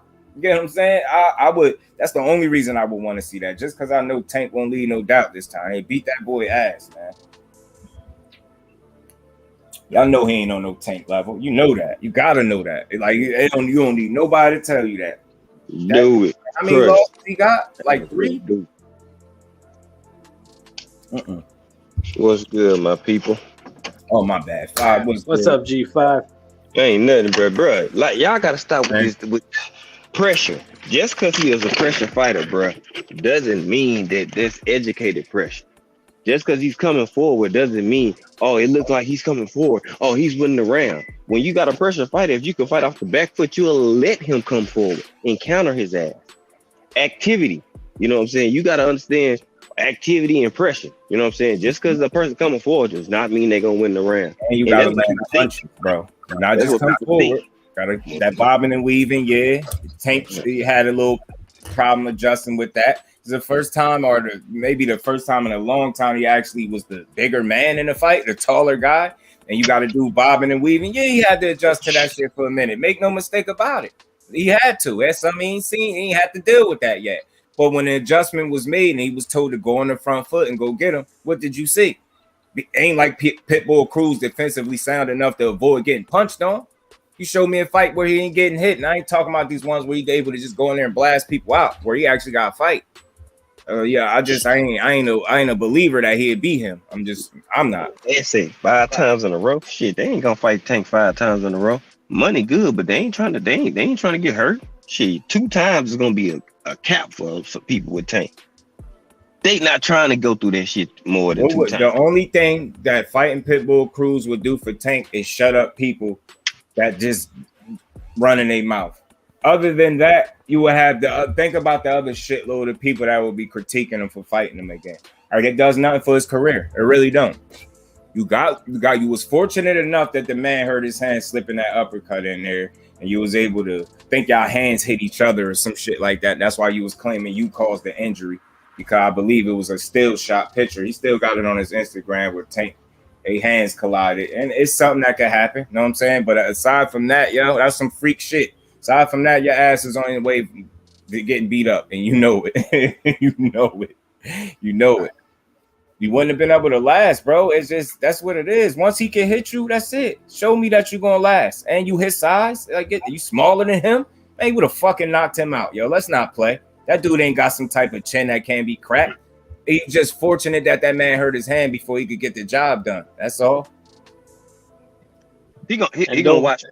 He gonna watch Cruz. Like it's not even gonna be close, y'all. I ain't gonna lie to you, because I seen what he can do with one hand, and he was getting in that groove.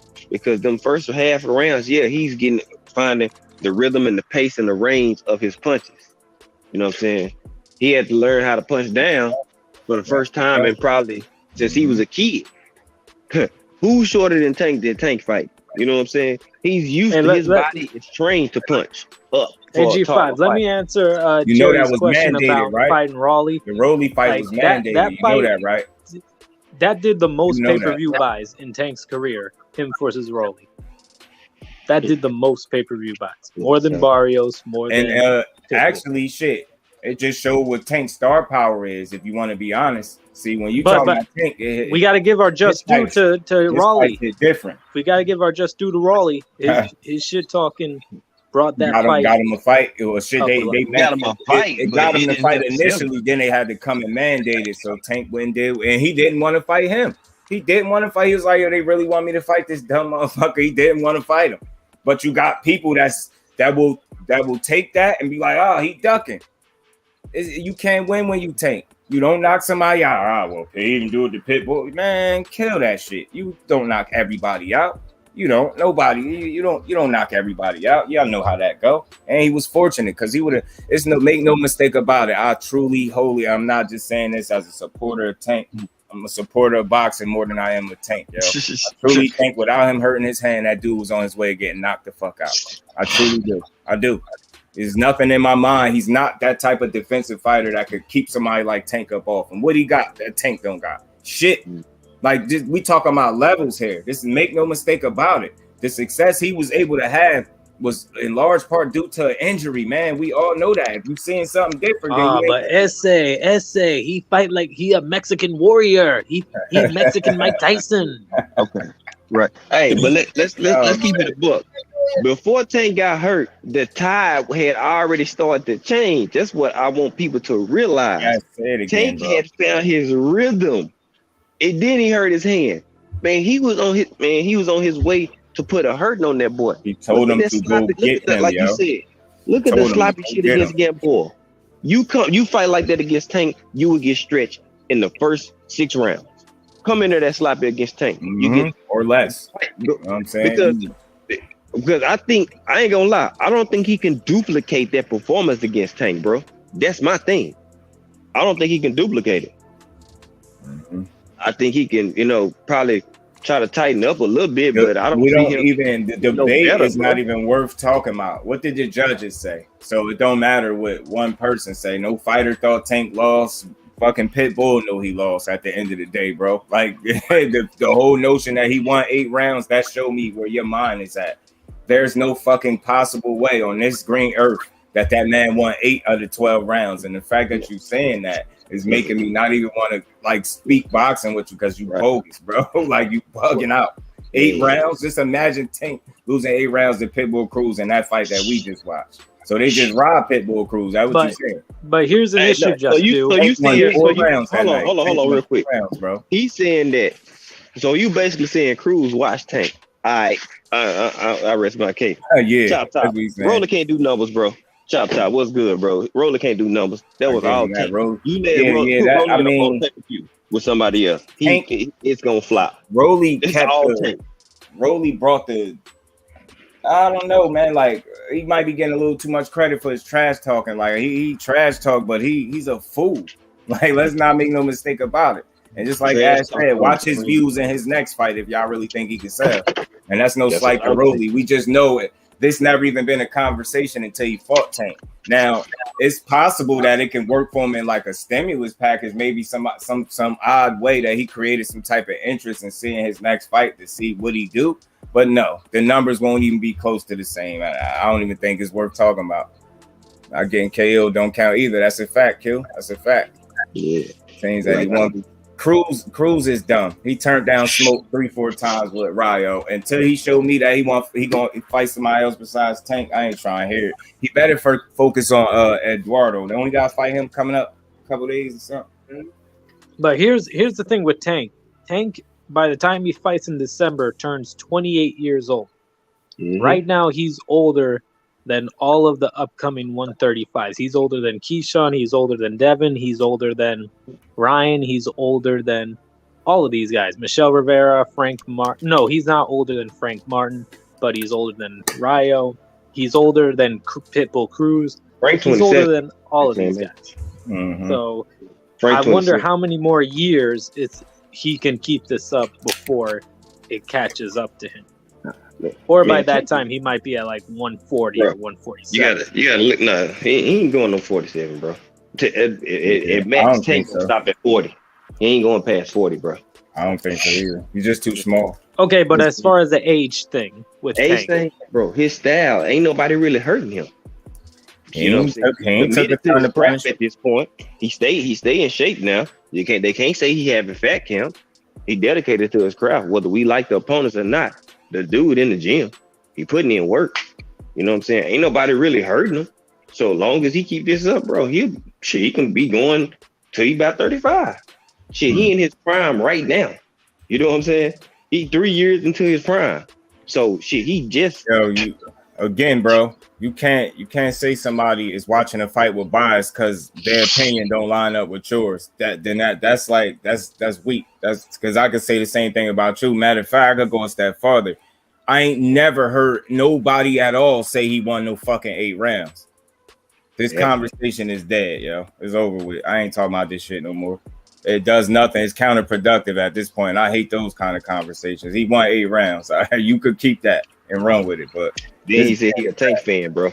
I'm a Tank fan too. And that's what. And you know what? You know what it reminded me of? The minute he typed the Tank fan, you remind me of that dude that he used to get into arguments with everybody because everything that came out his mouth about Floyd was negative. But then his defense would be, "But I'm a Tank fan. I'm a Floyd fan."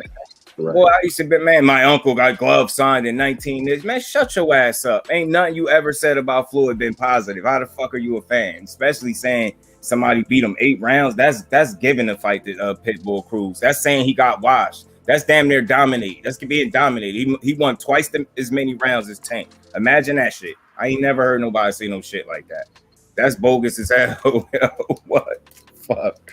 I gotta laugh at that because it almost made me mad. But I gotta remember, like, y'all people, to say somebody is watching a fight with bias because they don't agree with your opinion is weird. Because then that's like saying you watching it with bias. The hell, bias don't exist over here in this world, man. Ain't nothing biased about me. I call everything as close as down the middle as possible. I will never fanboy and cap, as y'all young kids like to say, for no. The only person I'm biased for is Ebony Bridges. If you put Ebony Bridges against Clarissa Shields, I will pick Ebony Bridges and bet $100 on her. Ebony and I think I know why. So I ain't even mad at you. She can't even come. She can't come back from that from me. Yeah, haunted dog. Yeah, fact, bro. Yeah, nah, you call a word. Yeah, you can keep your opinion. That's why I told you that I don't really argue opinions. Like, but I think people be too willing to try to argue mine. Like, your stance is your stance. He won 8 rounds against Tank. That tells me a lot. And my stance is my stance. Ain't no fucking way in hell that he won 8 rounds of Tank. You show me that. I wish it was a way we could watch this shit together. I swear. If I could play this shit with no problem, I'll pull that shit up and play it on here. Yeah, I'm telling you. And we'll watch it. I don't care about commentators. Like, I hate them. They fuck fights up for people.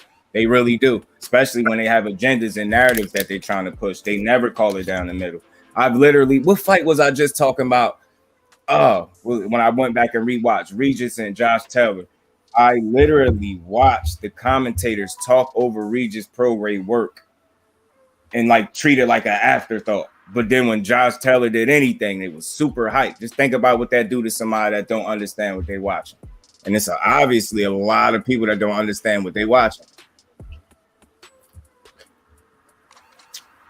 I think it's like you and one other person that think he won, yo. I think it's you and one other person. And that still don't mean nothing because we all got our opinions. But at the end of the day, they don't really matter because the end result is what? Tank won. So I guess you saying they robbed Pitbull Cruz. Like, I remember, like I remember when Jeff Horn beat Manny Pacquiao. I was the only one saying Jeff Horn beat Manny Pacquiao. Fair, and everybody was on my ass about it. I said that too, Ant. Or you. I mean, shit. At this point, you got to really pick people that give a fuck about what they watching. And I honestly don't think the judges do. They don't care. I don't think they care about what they watching. So yeah, I mean, they do. They been needed to address that shit. Cruz didn't win in no way, shape, or form. Nope. Yeah, he wasn't popping his head back all night. I seen the fight more than once, and he landed some solid shots in that fight. But that's about it. It wasn't enough. It just wasn't. That fight could have been either way. Yeah. That fight could have been either way, but Tank lost. Like, oh man. You also believe Horn beat Manny. Shit, and I believe I seen a unicorn outside when I went to take the garbage out. Yeah, buddy. I seen Bigfoot when I went in my backyard to smoke my blunt. Shit. He was trying to roll up with me. You know what I'm saying? So, hey. I guess the sky red too. Yeah. And again, yo, it's all good. Like, I don't take people's opinions personal. That's why I'm just a relaxed dude. Like, it's all good, but like, it's counterproductive because you gonna stand on your square, which is that I respect. But I ain't switching my opinion on that. I know what happened. It's funny to me. Mm-hmm. Like I don't care about nobody. You supposed to have your own opinion. That's good. That's what make boxing. You know what I'm saying? One person will view it this way, one person view it that way. Because he ain't never say nothing crazy, so you all good. Your opinion is fine, bro. It's all good. Now, if we able to watch film one of these days, you come back there. Now, you got to explain to me how Cruz won 8 rounds though.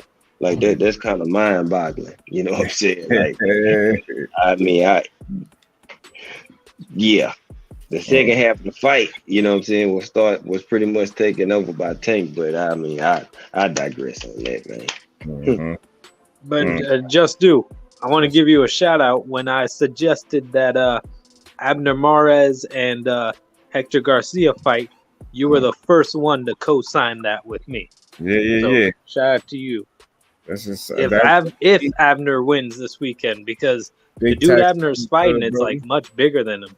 Yeah, I didn't realize that until I just had today. somebody in my comments telling me, what they say? Hector Garcia gonna beat Shakur. He told me don't bring up Abdullah Mason. Like, man, when I say I snapped on him, and that's the energy I'm giving everybody. From now on, people better be very smart when you say something to me. I don't care who you are. Like, all that weird shit, just telling me what to talk about and who to bring up. Like, you motherfuckers watch 2 minutes of something, hear something, and then comment. Like, I could tell. Like, get your weird ass on with that. I snapped on him like I ain't never snapped on nobody. Man, y'all motherfuckers be just in here saying anything, man. I'm gonna say this, and I'm gonna say this with confidence, man. I like Hector Garcia. Like I said, he even subscribed to my motherfucking channel. That's a cool dude, man. I like the way he fight, and it's all good. But if you think, I don't care who you are, you're telling me from what you've seen from him, and let's go off his last 2 fights. I didn't know him before these last 2 fights. If somebody else did, that's them. I know him from these last 2 fights. With both of them, he did his thing. You know what I mean? Fought very well, pretty much dominated 2 fighters in a row. I get that. But they are nowhere near on the level of a Shakur Stevenson. And I will bet anybody that's running their mouth money, any amount of money you want to bet, that he will not beat them if they fight. And I hope they do. I hope it's levels to this shit in boxing. I'm tired of people just being emotional and saying what you want because you want it to be that way. If you really understand boxing, you're not going to tell me the skill set that fucking Hector Luis Garcia displays in the ring is at a higher level than a Shakur Stevenson. You will be a complete fool. I don't care who you is, how long you've been watching boxing, and what you talking about. That dude is levels, man. You cannot fucking tell me you think the performance he put on in either of the last 2 will beat a Shakur. That's not enough. And he kind of slow on top of that, bro. Ain't no fucking way in hell. He ain't got no crazy ass punching power he got to worry about. You tell me one thing without being a super fan that Hector Luis Garcia can do better than Shakur Stevenson in that ring. It's just that simple. I be tired. And one little thing you said there, without being a super fan, like if you're like Dominican and like you want to support your guy Hector Garcia and you want to say that he beats Shakur, that's fine. You're Dominican. You stand by your guy. And if the same thing for like the Welsh dudes, like with Cordina, like them British dudes, like if you want to say Cordina beats Shakur and you're British. If how y'all calling it, how y'all see it is different from me, that's fine. You could just leave it at that. But to go back and forth, I'm not switching my stance. You will have more people agreeing with what I'm saying than what y'all saying. So it's not even worth it. It's not even a debate that's worth it. E. Ortiz, what's good, my bro? Yeah, nah, to me, they all super fan, bias fan, they one and the same. You gotta be realistic. I'm a realistic supporter. I don't even call myself no fan. Hey, now and then I slip up. I'm a supporter. I ain't no fan of nobody. I'm a supporter of theirs. I ain't no fan. I don't fan out for nobody. I'm just telling y'all, I truly know. I know it's levels in this boxing shit. And I ain't seen nothing that Luis Garcia can do that Shakur Stevenson I have to worry about. You know what I'm saying? It's some of these same people that's saying he'd beat him are the same people that was saying Oscar Valdez gonna knock him out. These are the same people, and he got his ass whooped. You know the first thing they say after he got his ass whooped? Shakur was too big for him. Won't he go up to 140? Won't he go up to 135? Man, shut y'all asses up. What happened to the fact that he was just gonna get knocked out? I don't be wrong a lot. I'm gonna keep saying that. I don't be wrong a lot, man. Hector Luis Garcia can't beat no Shakur Stevenson. Y'all better wake up. Y'all better wake the fuck up.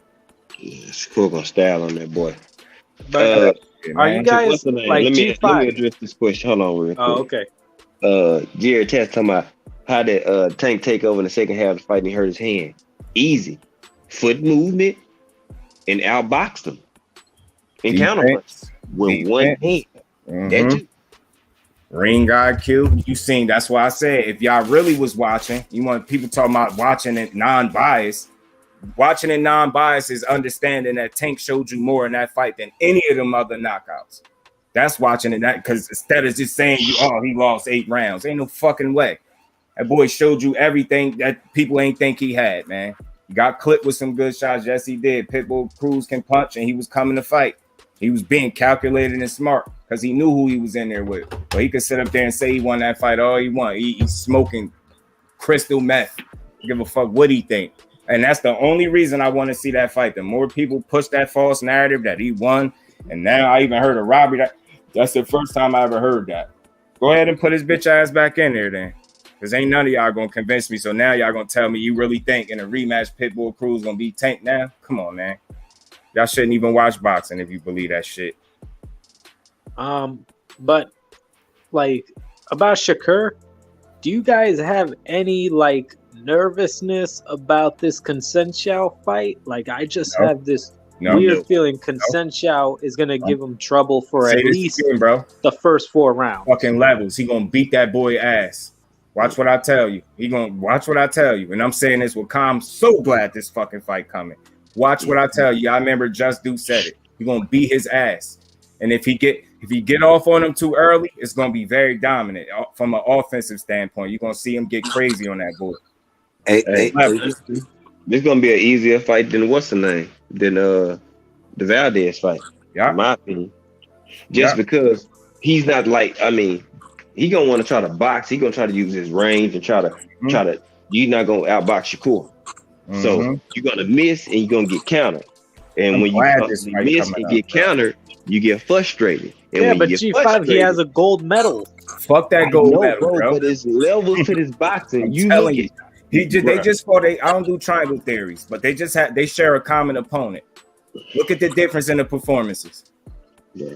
One was able to convincingly do well in the first part of the fight, and a lot believe that he faded out.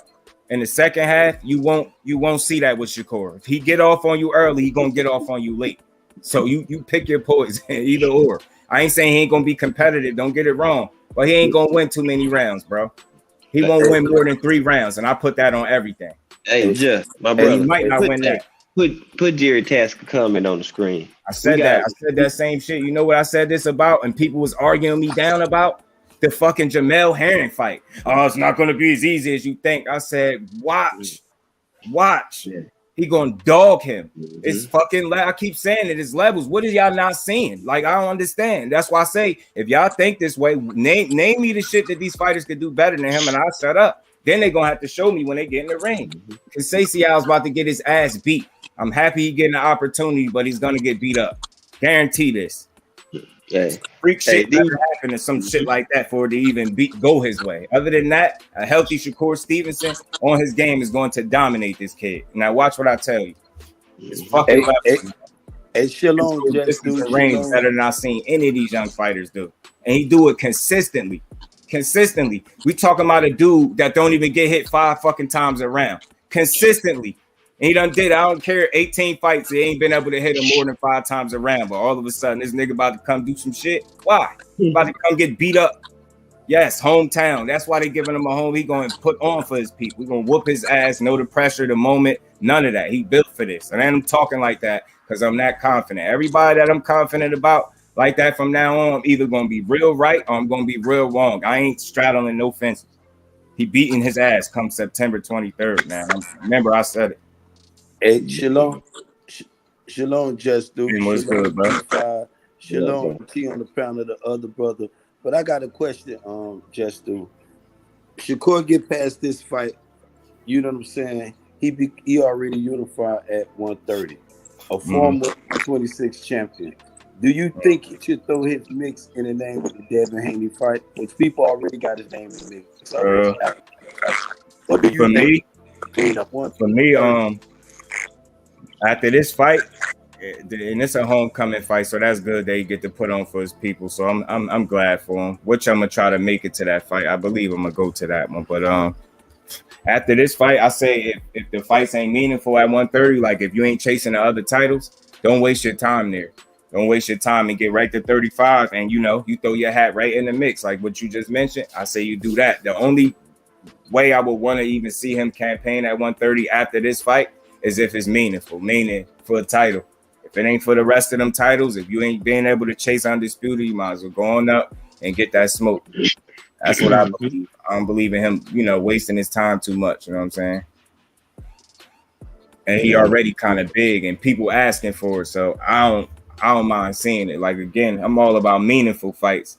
And you got a couple guys, got 2 more belts out there that he can grab, both winnable fights, in my opinion. Definitely winnable fights. And again, the only problem is Bob Arum gonna get in his way of becoming great. You know what I'm saying? And if that's the case, then he's gonna have to take his talents to 35 and go get any and every bit of smoke when he up there. Yeah, that's a new one too, man. Fake the hand injury, that should be wild, man. With Tank, people say all types of shit. That's why I tell y'all, he the bar at 35. Say what you want. Say what you want. He is the bar. Who said he won? The judges said he won. Who else? Who you need to say? Who else needed to say he won besides the judges? But right. I want to go back to the question that you said. Hold on, bro. Dude, didn't you have a situation at the barbershop like that? What's that? About somebody older trying to put the age factor in the shit. Didn't you tell me something like that? Mm-hmm. Yeah. That's why I told you put that Jerry shit on the screen, because I'm like, yeah. Next, anyway. They gotta beat up. They gotta fight. It can only be one top fighter at 35. I mean, yeah, that's obvious. And I don't mind saying none of them mix it up, because the thing is, I'm more of a fan of the actual sport than any single individual fighter. Now, there's fighters that I like more than others. I got my reasons, but I'm never going to be unrealistic and not logical with my assessments of any fight. I'm just keeping it a buck. Like, I'm tired of like this whole notion that all these fucking fights going to be competitive. Some of them not. Some of these dudes are doing well with the level of competition that they got in there with them. It's totally different when you got a dude that consistently can make you not be able to hit him, and he can hit you. And he's shown me it time and time and time again. These dudes I'm telling you, it's going to take a special fucking fighter to beat him. And I'm going to be honest with you. Okay. If nothing happens to him, it's going to take a special fighter. And there's nothing wrong with that. But these run-of-the-mill, I don't care about nobody medal or none of that shit. He got a silver medal. I don't bring that shit up. He do got a hell of a pedigree, though. It's levels, man. I'm gonna keep saying that he only gotten better since that medal. You get what I'm saying? Some of these dudes they decent, but they medals is gonna be bigger than their career. That's gonna be the highlight of their career, more so than the shit they do as a professional. Watch what I tell you. But Devin, Shakur Stevens is on the Hall of Fame career, and you just missing 2 good factors. You said if Bob Arum play that little role that I'm campaigning, he gonna play the role. Because he have a problem with black fighters. That's just my opinion, JusDue. I could be dead wrong. But I don't think you are. I don't think you're wrong. Is it time if Bob Arum don't feed him those titles, is it time for a person like Shakur to believe, because he already with your boy over there, Jay Prince. Is it time for him to believe in his brand and challenge David Haney on any platform? Because like I say, he on the road for success, man. 2 division champion, and he unified at 130 currently right now. So why not start believing in yourself and throwing your hand into that mix? Yeah. And again, I think that's the plan ultimately anyway. And I hope he shared my train of thought in terms of, like, if he's not able to get meaningful fights after this hometown fight, then go right up there, because he already expressed, his thoughts on moving up, and that's the next thing up. He already got the size, the skill. I'm not worried for him. It's just a matter of like how this gonna shake out, because again, for him, it's no going backwards. Like you unify. Like, I don't think this Conceição fight is a bad fight. I think dudes deserve an opportunity. And I understand homecoming fights. I get that. So I think after he handled business there, and I ain't saying this dude not going to compete, but he's not going to win. And he's going to lose convincingly. And I remember I said that. And after that, if he ain't able to get like Joe Cordina, or don't Hector Garcia got that other belt now, that Gutierrez, if he can't get one of them, there's no need to stay at 130. Go to 135. That's who I thought he was fighting at first. They start talking, but then Conceição, you know what I'm saying? He right there. So that ain't a bad fight. He beat him, Valdez. So that it adding on to Shakur's resume. Yeah, you beat both of the dudes who, you know what I'm saying, Just false. You know what I'm saying? No, ain't too many people in their division that can say they did that. See, they missing small little details and shit. Then say if you do get undisputed, I must roll to get undisputed. Bob I Arum, want to yeah. ask y'all, Hey, brothers, hold man, 'cause on, y'all- real quick, Ben. Hold up. Before and then with Bob Arum, he don't need, but hey, there's no black fighters, but he need black fighters. You see, he in a pickle him damn self. Shit, Loma ain't up that shit. You really don't know what type of Fury gonna do. Who else do you got gonna hold down top rank, bro? So now he's gonna have to start to lean more on black fighters. Whether he want to or not, he ain't gonna have no fucking choice. Peace, my I'm just bro. gonna keep it up. But do you believe in yourself right here, G5? Facts, That's my point. BC. See, sometimes we already know what the past proven with top rank. He's not big And while enough to you at the step out top on his of your- own yet, bro. He not big Huh? enough.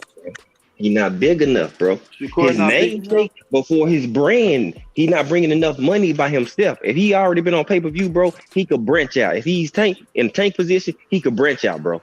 But he not there yet, bro. I He agree. gonna need an advisor. He gonna need somebody there. I If he think can yeah. get pay-per-views and did like 300K or better, multiple at least once or twice already, then he don't have no numbers computed on pay-per-view, bro.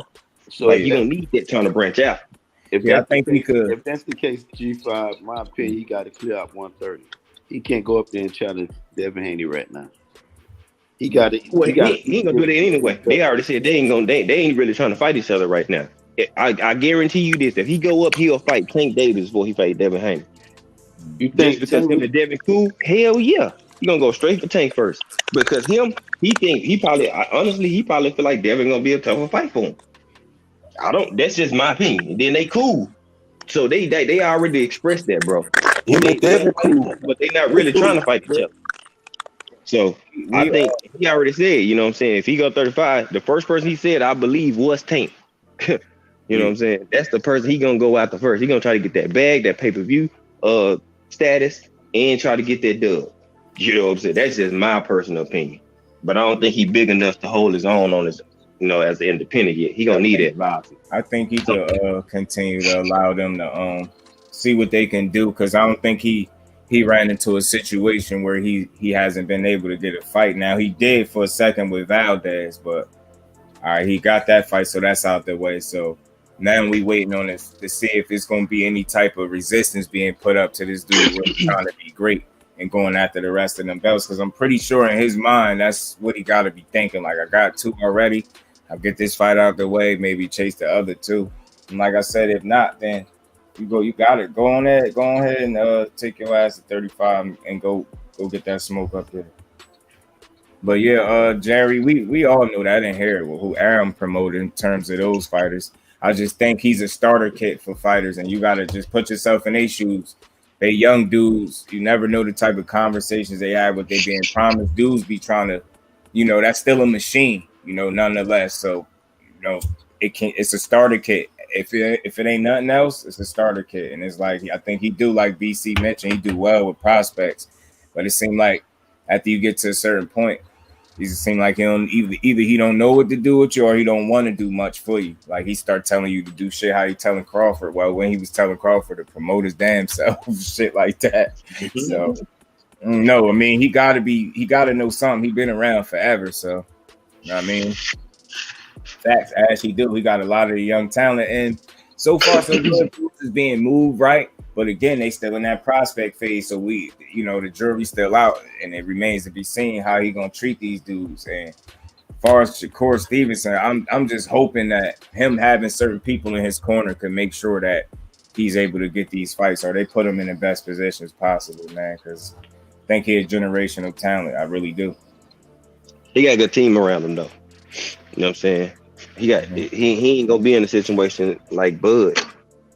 They already see that shit. Jay Prince ain't gonna allow that. Jay Prince will buy his ass out of his contract. So he got a person that got money behind him. So if he need to buy him out of it, he can do that shit. He already building up his own management, piggybacking off a top rank. That's what people not even paying attention to as well. He growing his brand and his stable fighter in Houston right now. Shit, you got Big Baby and them down there. Like, you got shit going on in Houston, so he building his shit up. So for Shakur, Bob said basically trying to say shoot down those fights for the other belts at 130. But you know what I'm saying? That's where Jay Prince got to help step in like, hey, nah, my man want to get his legacy. Fuck what you think. You don't have to offer these people all this money. Just get him this fight. He gonna submit his legacy. Then go up. Shit. If he can't, then shit. Then yeah, go up. But I'm telling you, he gonna go out the tank first. I mean, it's all yeah. He gonna go straight for the tank. I'm telling you, bro. Because you got people that feel like Bob shitted on fighters, and then you got people that feel like they did well. I just think with him at this point, you got to deal with him on a case-by-case basis. You know what I'm saying? I mean, if some feel like the guaranteed money, to me, I mean, on one end, you could say he got Crawford paid, but just on the other end, we could also say, but what big fights did he get him? See what I'm saying? What marquee, what legacy type fights did he get Crawford? And it's not to discredit anything or anybody he beat at 140. I'm talking about real legacy fights, like 50-50 fights that he himself said he wanted the most. He was unable to secure him those fights, and it took for him the lawsuit and all that shit. Now he ain't even rocking with him no more. So, you know what I mean?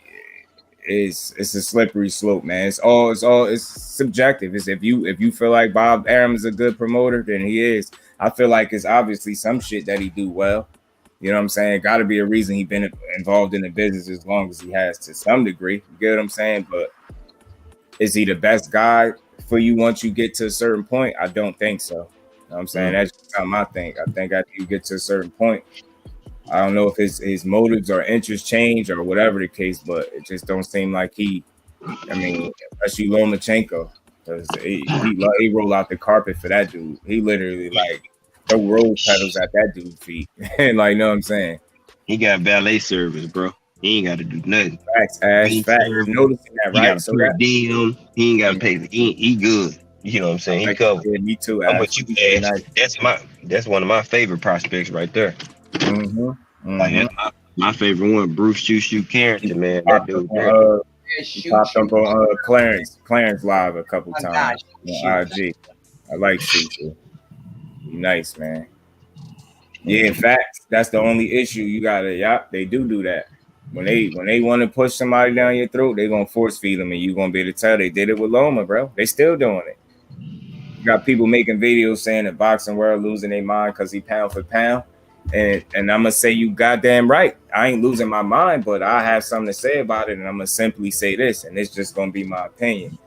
I said it time and time again. If you gave Devin Haney a 16-2 record, you think he'd be in the conversation for being pound for pound? The only fucking thing they would be saying is he lost twice. Because it is somebody that the people are in favor for, they act like that shit don't matter. It matters, man. The dude ain't even got 20 fucking fights and he lost twice. This is the dude that they said would be Pretty Boy Mayweather in his fucking prime. Best thing they seen since Ali. They say wild shit like this. And then people act like the critique and criticism and some of the disdain for this dude is out of nowhere. Look how they force feeding him. Yeah, we tired of that shit. Then we seeing him lose to a fucking dude that had 13 losses, however many fucking losses he had, man. Get your asses out of here. That shit be pissing me off. It's like y'all don't hear what they be saying. You can't just force feed us no fighter and we shut up and take it. Nah, we really watch this shit. You don't tell us who great we know, but based on what we seeing. Fuck you talking about. You don't get to we ain't casuals. You don't get to just tell us anything and we run with it. Hell no, we gonna question everything y'all say because y'all got narratives y'all pushing and y'all got motives. Nah, fuck that. We control the narrative. When we say somebody great, that the fans decide, not the fucking promoter. They gonna tell you everybody they got great, right or wrong. Every fucking prospect they got coming up is great. Come on now, Sora lost 12 times and still get promoted. What that tell you? There's Chisora. He gonna fight, but he be losing. Yeah, you're right, Ash. I've been doing these prospect watches. I need to do more of them. You're right. I've been doing some of them. Some of the prospects I did already. I think the last one I did, one of them was Tiger Johnson. But I could do one where I combine multiple like I did before. Like 4 of them. I did Truck Simpson more recently too. Speaking of him, speaking of Tiger, man, I mean you talked about this multiple times. I'm liking his growth. His every fight he keep getting better. I like he fixed and addressed some of the issues that we was talked about that we seen in Tiger Johnson. And man, he looking good as hell. Yeah, they both coming together. It's coming together nicely. Yeah, he a real deal. A real deal. Yeah, problem. Person too. I'm gonna make around 2 million. Just hey, think about this. Really care. Listen, what if, really care what if Haney lost to Salido, bro? What they be saying about Devin Haney if he lost to Orlando Salido? They be going crazy on him. They be going crazy. What if Tank lost to Orlando Salido? What if Tank was 16-2? Do you know how much hype they be fucking calling him right now? Make no mistake about it. If Devin Haney had 2 losses right now, even if he had 28 wins and he lost his next 2 fights, do you know how much they still call him hype right now? He undisputed. They still call him hype. You don't think I get to call the bullshit with Loma? And I ain't even saying he ain't no real good fighter, but he's not what they build him as. Miss me with that. Beating Pretty Boy Floyd to mop his ass.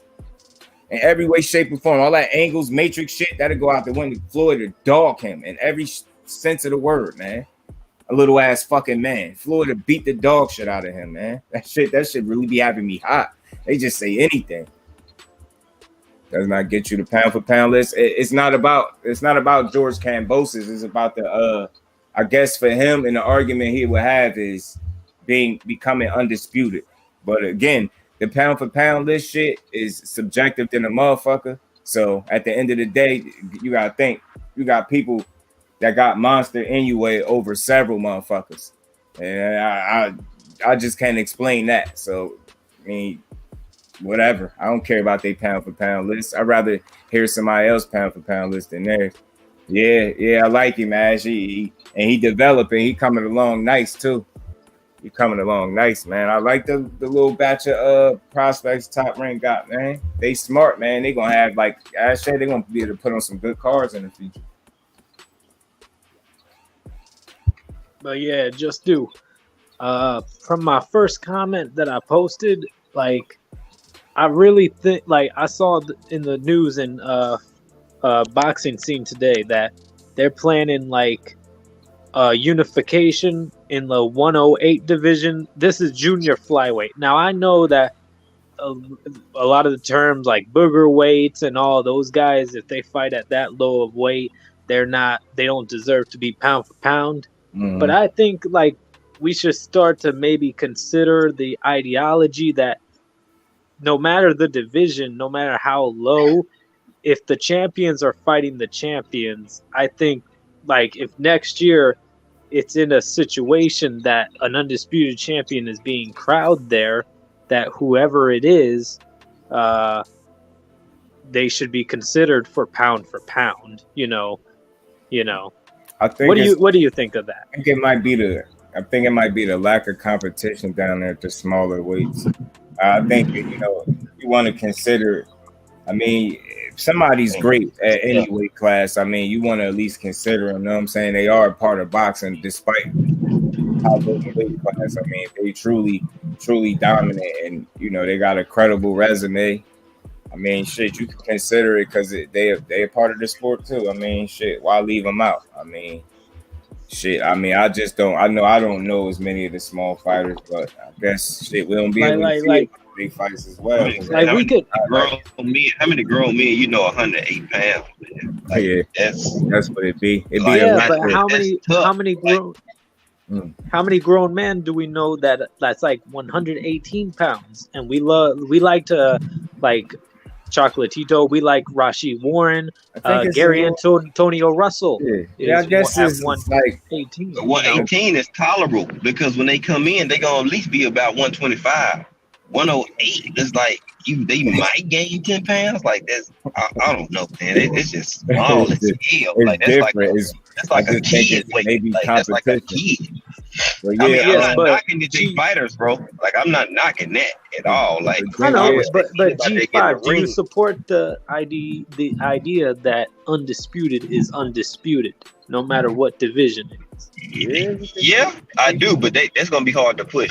Yeah, they just ain't all created equal, I guess. I don't know. It's just it's gonna be hard for them to push because the pound for pound rankings, they don't even. I think they stopped like at 118. That would have seemed like they're not going 115, 118. They're not going below that. Like they have a bias towards it. If that was the case, they would have had somebody on there. I disagree. Didn't they have Benito Lopez on that pound for pound for a little time in the 90s? If I'm correct. I'm talking about, well, that's then. That's 90s. We can damn near 23. Yeah. 2023. You know what I'm saying? That's light years. Like we can't even. That ain't even on the same planet no more. It's like well, from what I saw today, like DAZN, they are having. Well, tomorrow they have a. In December, they have a unification with like Kyoka Gucci and Kenshiro. They're fighting to unify, and then they're planning to fight the WBO champion in a 3-belt unification. And tomorrow, the IBF is having their champion for a vacant title.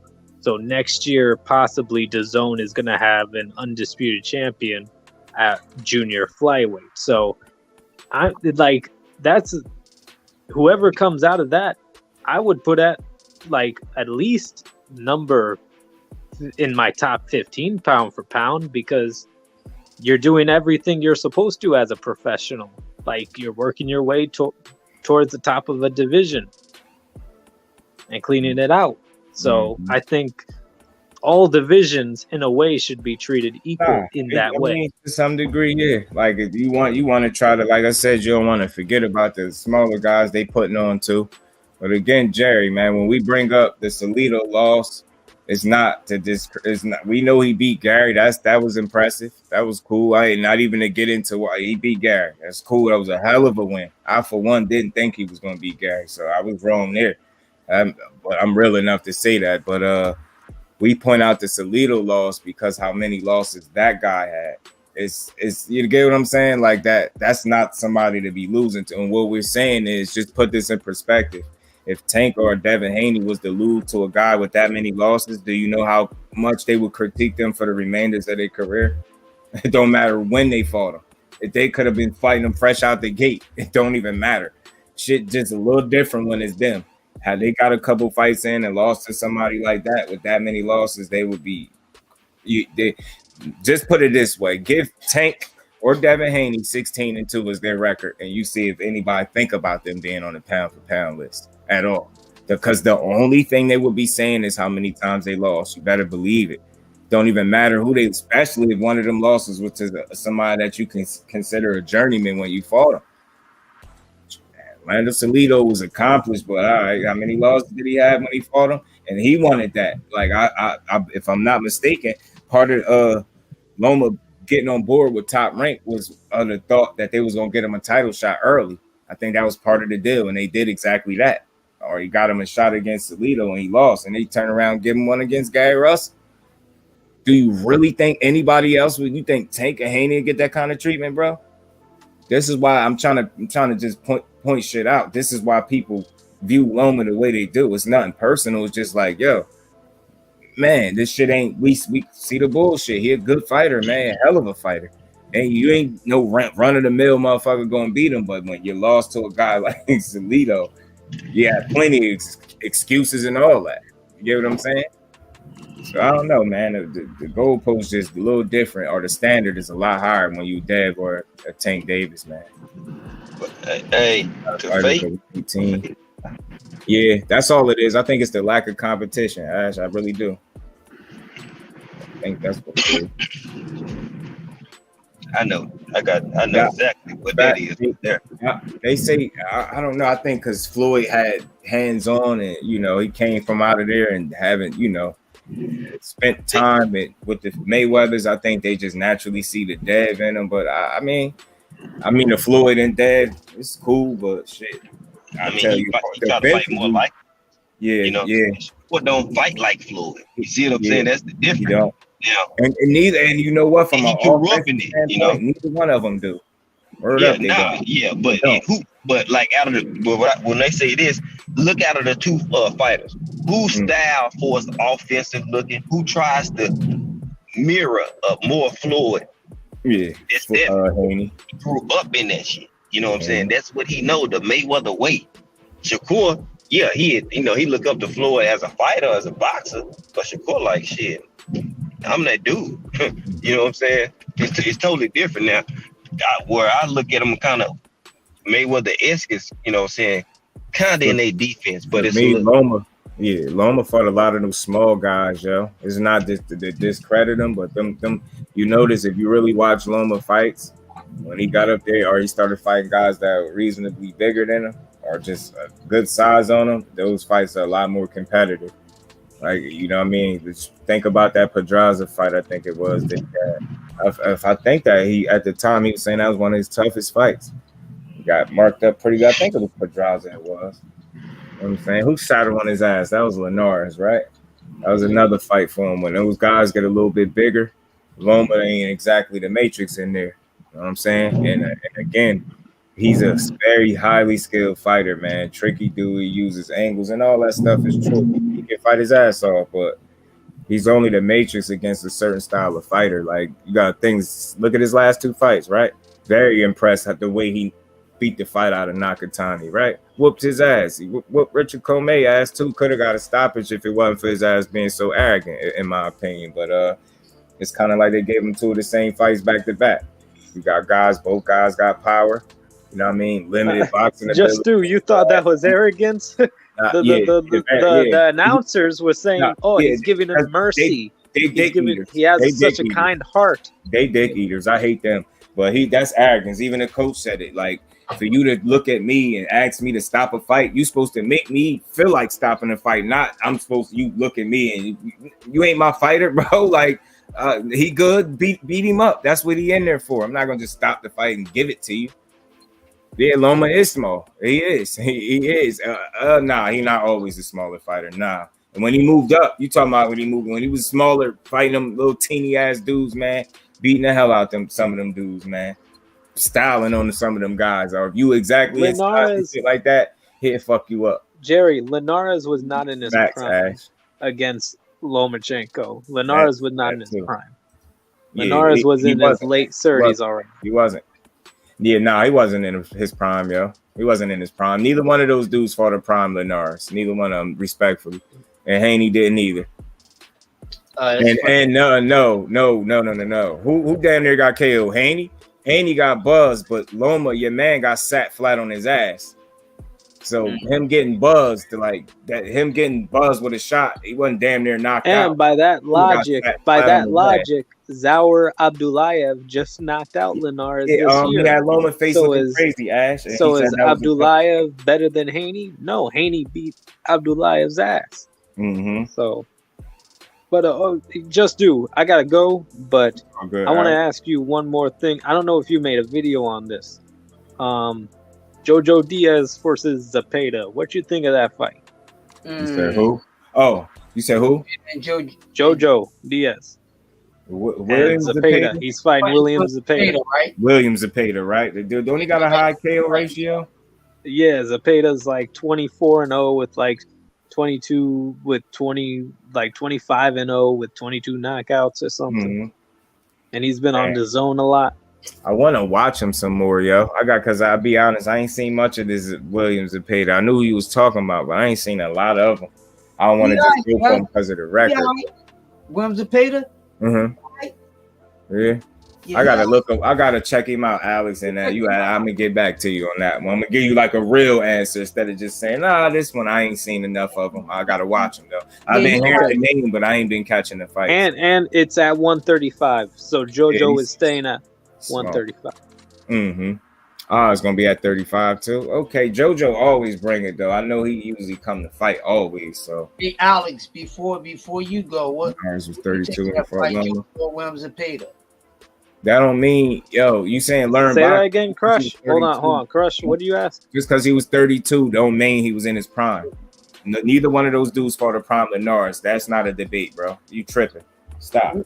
Who you taking in that fight, Jojo or Williams Zepeda? Who would you take? That's why I'm asking you guys because I'm still like going back and forth with it. It's like Jojo. I can give you a quick something now since I've seen Zepeda fight a couple times. I'm gonna be fair. Jojo's this is a pick'em fight. If you're not really familiar with Williams Zepeda or if you know enough about him, it's a pick'em fight. Jojo Diaz. He has showed that he can get in there with some of the best. Doesn't mean he's going to come out on top all the time, but he does put up a very competitive fight every time he lays up the gloves, in my opinion. So this would be a good fight. Now who does it favor better? Who resume is going to favor better? I think it's going to favor Williams and Payton resume better. Williams and Payton fate. Than Jojo Diaz. You see what I'm saying? Because Jojo Diaz's name is a little more known than Williams and Payton. So right now, with everything that Jojo went through recently, and then Williams and Payton can get another good name under his resume, it'll look good for him. But Williams and Payton, his style may not be friend likely to a lot of people because some people are going to say he's boring.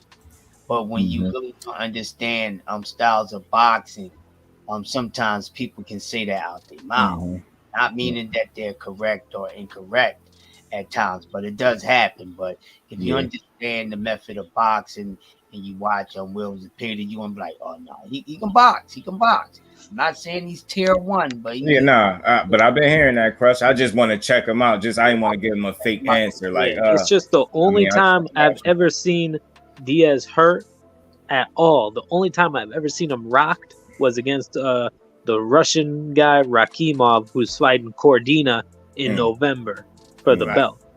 So, and I just want to say this, Jerry. A prime is not always determined by your age either. You know what I'm saying? Like, it's just not, especially not in boxing. In boxing, everybody age a little differently. You know what I'm saying? I'm just simply saying, I ain't saying he was completely done with, but I just don't think Lomachenko or Devin Haney fought a prime Linares. And one more thing about Zepeda is that Zepeda could beat Jojo the same way Gary Russell did, but he's not as fast-handed as Gary Russell. Just to make a point, man, Linares, like his best days was probably behind him. If you want to be honest, just look at what he was able to do since losing to Lomachenko. Like, that'll tell you a lot. You know what I'm saying? Look how he just lost I his could tell last you, fight. just do off the top of my head, just do. I could tell you what happened to Linares. First fight back, he moved up to 140, got knocked out in one round by Pablo Cano. Then Linares went back to 135. He won a fight, and then he lost to Devin Haney by decision. Then he came back this year and fought in Russia and got knocked out by Zaur Abdullahi. Appreciate that, Alex. That rundown, man. Your memory sharp, man. It's sharp memory, but see that, and that's all I'm saying. Like, I just like to put stuff in perspective. I'm not a real argumentative dude these days. I try not to do that, but I know for a fact what we seen wasn't the prime Linares. It's just his better days was behind him. You know what I'm saying? And I think that look how many fights he got. You see what I'm saying? That's why I say people age different. He had a lot of fights, yo. He whipped a lot of ass, man. He had a lot of wars too. Yeah, that's exactly, Crush. A lot of wars make you age fast. You see what I'm saying? Even though you learn a lot from it, but it ages you, man. So he had been through way more wars than them dudes been. Hey, Crush, before I leave, Crush, could you bro? handle this? Hell no, bro. I ain't beat. I would try one. I would try one of them bitches right there. I ain't gonna hold you. I ain't trying. I would succeed. I won't even lick the shit, bro. Like, I won't even break a corner off and eat it, bro. I'm telling you, my spice tolerance is like, hell no, I'll be up here dying, bro. So, Crush, you think you can handle it? I'm not sure, brother, but I'll try it. You see what I'm saying? All right. I respect that. All right, everybody.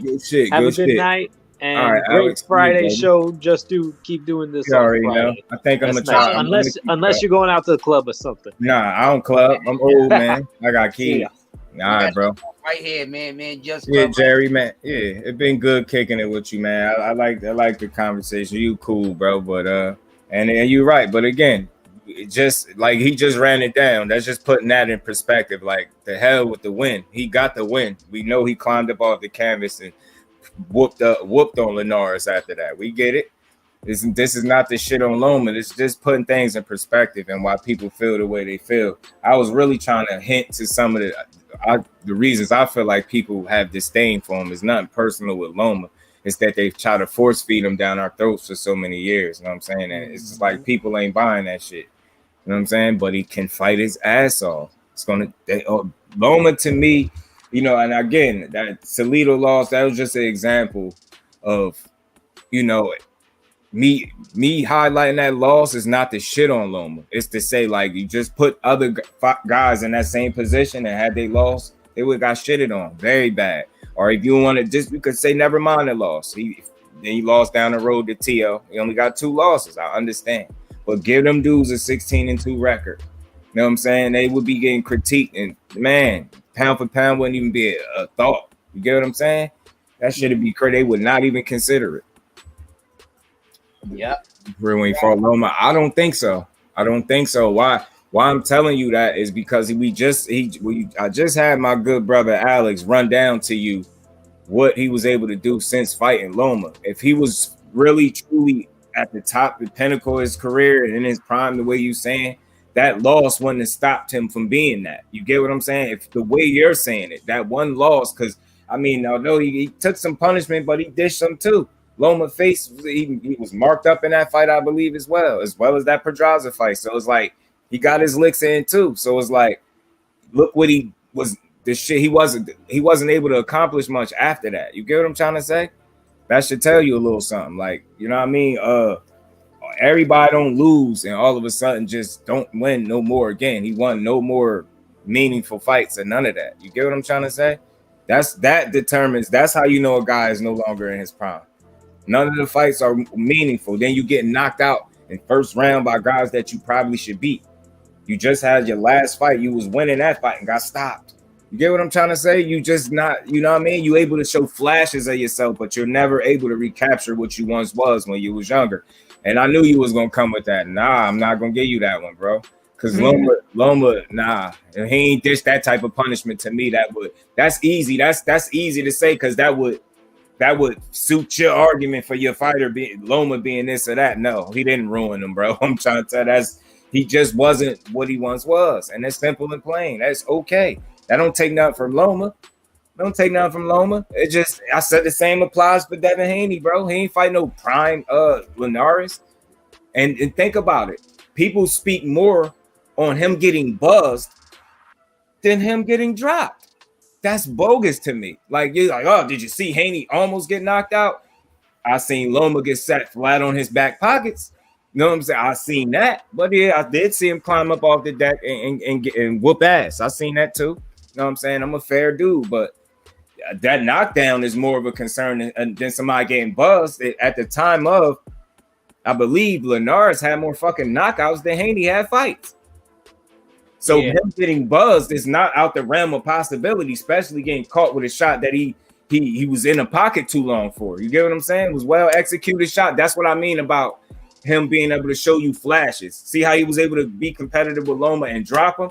He's able to show you flashes, but he's not able to give you a complete performance where you going into them final rounds looking like, yo, he might be winning. No. You get what I'm saying? Getting his ass beat. He had been stopped 3 times. Yeah. That's what I'm saying. So, yeah, that's what I'm telling you. He already, you know what I mean? And I think Linares was naturally, I think he was a chinny dude. I think he was a little chinny. I do. He get sat the fuck down, man. He used to be getting sat down. But he still was a hell of a fighter, though, man. Hell of a fighter, man. Again, this ain't no, you know, one thing about me you'll learn, Jerry, is I don't bash the fighters. Like, I critique them, but I don't bash them. Of course, my opinions ain't never gonna line up with everybody's, and that's cool because, you know, the diversity is always welcome. Like, you know what I mean? It's always good. You know what I mean? You see, I welcome what you're saying. I ain't gonna knock it and tell you you're wrong about everything you're saying. It's still your opinion. Loma's a top dog. He's a top fighter. I mean, you know, he ain't lost to a ton of people. He's gonna be a handful for anybody moving forward. He's not no walk in the park, but I think, you know, he better put a move on it though. Yeah, I never said he was 37. I don't know. Maybe somebody else said that. I never put an age on it. I'm confident I ain't bring up he was 37. It don't matter how old he The only is. person I said was 37 was Trey Songz and Terrence Crawford. Did you hear Crush? Terrence Yeah. Crawford and Trey Songz about to fight. Crawford called Trey Songz to the back. Yeah. Tell me you heard about it. Yeah, I heard about it while I was out. That boy will fight. Hell, damn, man, can we get this fight? But he gonna give it to. I ain't even gonna give it to. He gonna give it to. But he's a funny case of character, though, man. That dude. Hey. They didn't leave Bud alone outside that ring. He one of them dudes that might risk it all for the fair one. Loman barely gets chin checked because he's good defensively. Fact, he has gotten dropped once and clean shot. Yeah. Trying to censor folks because we made this. Nah, I don't do that over here, bro. And again, see, the whole thing is the difference between you with your difference of opinion and why it's gonna be welcome because you know how to still speak. You know what I mean? Without being disrespectful. Usually by now somebody would have started, you don't know shit about that would have came out somebody's mouth. And it's like a lot of, I feel like those are some ignorant people. Like when you sharing opinions or views and they're different, that don't mean you don't know shit if we talking opinions. Like I be knowing what the facts are. So, but we had these conversations, they good for the sport. They good. Hey, yo. Nah, yeah, he rethought that quick. Trey was like, "Hold on, that's somebody probably whispered to him, yo. You know that's Bud Cross." Somebody probably walked up to him and was like, "Yo, this him, yo." Showed him highlights. He was like, "Oh shit, hold on, man." So them couple boxing classes I took ain't gonna matter, huh? No, ain't gonna matter. Hey, ain't gonna matter. hey, Jess, check this out. I want to bring up a subject. Word. And it's going to. Some of y'all in here, nah, we good. Y'all ain't gonna like it, but and you missed the PSA. We gonna respect it if nothing else. Yeah, so that's all. You know, what? Not that they're gonna be mad at me because they never kill a messenger. They never hate on what I say. You know what I mean? I appreciate that from everybody. You know what I mean? I really appreciate it. But I ran into something on a Roz podcast last night. I can't remember which one of the brothers was on there, but he was steaming. And, he said he'd been checking out some platforms of some of the LDBC cats. It's about the Dev and Tank situation. Yeah. And how, a lot of people always talking about Tank is not fighting nobody and how Dev fight people. So he came out and he talked about basically saying Dev is really an email champion because he didn't really fight nobody for the belt. The belt was vacant. It was given to him and blah, blah, blah. So then he went on to say, he started talking about, they know who the man really is because Dev is not really the man because we say Dev deserved the shot because he was calling out guys and it was some guys refused to fight him. Not everybody, okay? Not everybody, but everybody that we wanted him to fight decided not to fight this man, okay? So let's just get things correct with that first, okay? Because go a little too far with that, all right? Yeah. And then he was saying, the people that Dev has fought. And it brought me back to this resume shit because every time they talk about, I'm always like, well, how you going to say his resume is better than Tank's? Like, what the fuck you talk about? No, it's not. Really, they all really close when you really think about it. His resume, Shakur resume, and Tank. But if you really dig in it, Tank's might be a little better. Dev might have the less resume. I said Tank's fucking 3. I thought Tanks was a little bit better, to be honest. I do. So he was saying, how can Dev be the man and he didn't beat nobody to get it because who's Cambosis? Nobody. I agree with that. And it's agreeable, but it's like I guess people will kind of feel like you slighting them, and it's just trying to put it in perspective. What your feat, what you accomplished, the circumstances surrounding the fight, and how you handled business all the way from the very first face off to the fight was spot on. Bravo, salute to you, much respect, but that still don't take away from the fact that your opponent wasn't the most worthy. You get what I'm saying? It's timing and the way shit lined up. And already they like, oh, I seen somebody make a comment, oh, Haney going to Australia again. Who's Tank fighting? I'm like, bro, stop, yo, stop. stop. If he fought Kambosos once, he probably it's a possibility after that ass whooping he won't want a second fight. Nobody want to go to sleep twice. He probably be rethinking that right now. Hey, with a 12-round decision, he feeling like maybe he can make some adjustments and beat you. He already talking like that. He talking a little bit, but he talking. But nah, man. So nah, when I was my bad. Go ahead. When I was listening to the brother, you know, and I'm with him say, cause I of course I agree with everything he was saying because I'm very hard on, you know, with these guys when they fight guys because I'm not impressed with any of these guys who they've been fighting because people are always trying to point the finger in one spot, and I'm like, really, you don't have no room to talk about your favorite fighter because they ain't really fought nobody. Don't make me go pull up. See, there's enough guys that saying. Fucking box they're around the same level, bro. I keep saying that. I know that off the top of my head, and these same people be the ones that don't dare to go near the box wreck because they know it's gonna be something in there that's really gonna be telling the truth. So I was like, yeah, because Kambosos ain't nobody. Don't give me that because he beat fucking goddamn T.O. T.O. ain't no fucking body. Cause well, T.O. is the man because he beat Loma. Loma ain't no fucking body, but then, Loma could be somebody because Gary Russell. Like it's a good win, but your career that's not it. Loma's not the end all be all. You got so much more to accomplish, bro. So much more. You've seen that with Kambosos. You've seen that. You won the belts and you relinquished them ASAP, and so did he. Now the spotlight on Dev Haney to see if he gonna do it. You know what I'm saying? Which I don't think he gonna beat Kambosos' ass. And again, if Loma is at the end of that contract, I'm gonna say I'm not surprised because I remember saying this all along. And a couple people said that I'm bugging.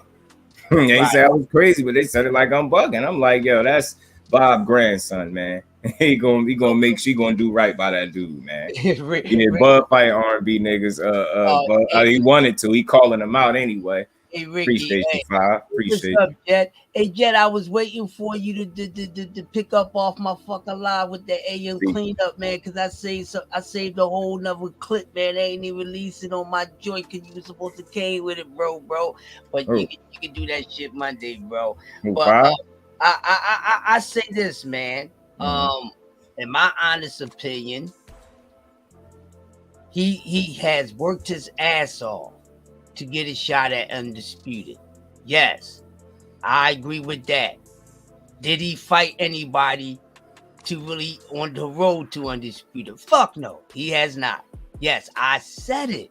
And I'm being honest. I'm not knocking him, though. That's not knocking him. That's when we analyze who he fought. Like, he ain't fought no world beaters either. So when they critique Tank so heavily for who he fighting, I'm like, yo, I've said it time and time again. Give me 3 people that's better than them 3 I named on Tank resume. Without no doubt, name me 3, and people still couldn't do it. Like, so I'm like, yo, that's telling you something. That shit is a little close, man. Shit is a little closer than you think, yo. Like, it's not. He ain't the only one there. That's why I keep saying he's the bar and the standard because his name come up first. Exactly. And that's how y'all know. People don't know. Y'all think y'all slighting them or hating. Not even hating. People think y'all being so honest. All y'all are. You're basically telling us that you expect so much more from him because if you didn't, you wouldn't bring his name up like that. That's what that's telling me. When the first name that come up every time, Tank ain't fought nobody, I'd be like, yo, who the rest of them dudes fought again? That's really got a chance of beating him. Let's be honest, man. Who really in 50-50 fights like that? None of them. That's why we be pissed off about it.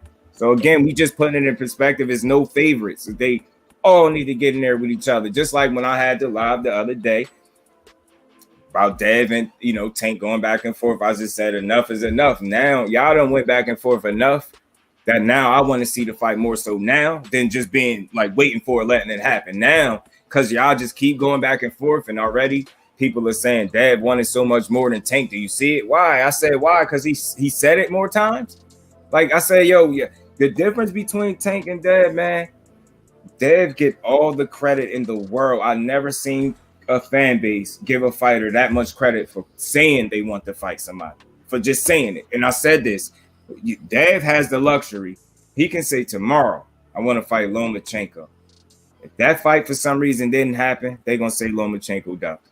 He could say, I want to fight Shakur Stevenson. If that fucking fight don't happen tomorrow and he called for that, they're going to say Shakur Stevenson ducked Devin Haney. So it's like, I said, when are we going to stop giving so much credit for just saying it? I said, when I actually see one of these dudes, and that goes for both Dev and Tank, y'all need to, all right, I hear y'all, but we want to see it now. We want to see if y'all really going to do something physical besides typing and saying y'all want to fight or talking. Like, we want to see if y'all going to really try to put ink to paper and fight each other. Other than that, I don't care about your Twitter wars no more. I don't give a damn. And you better not fight no damn Jezreel Corrales in December.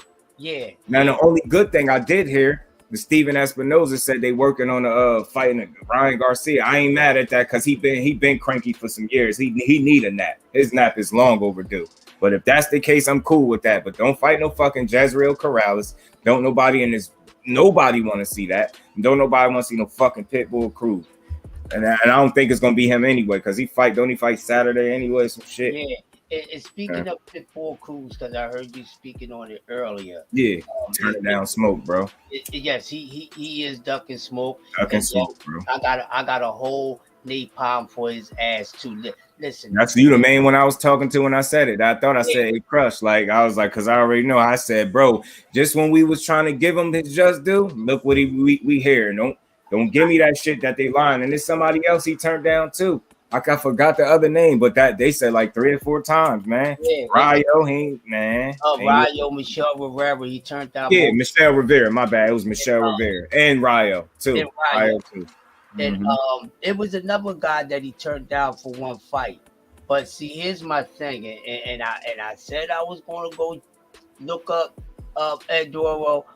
His opponent, because I knew this guy sound familiar. How about he's moving up from 130? Did y'all know that? He's coming Eduardo? up 130.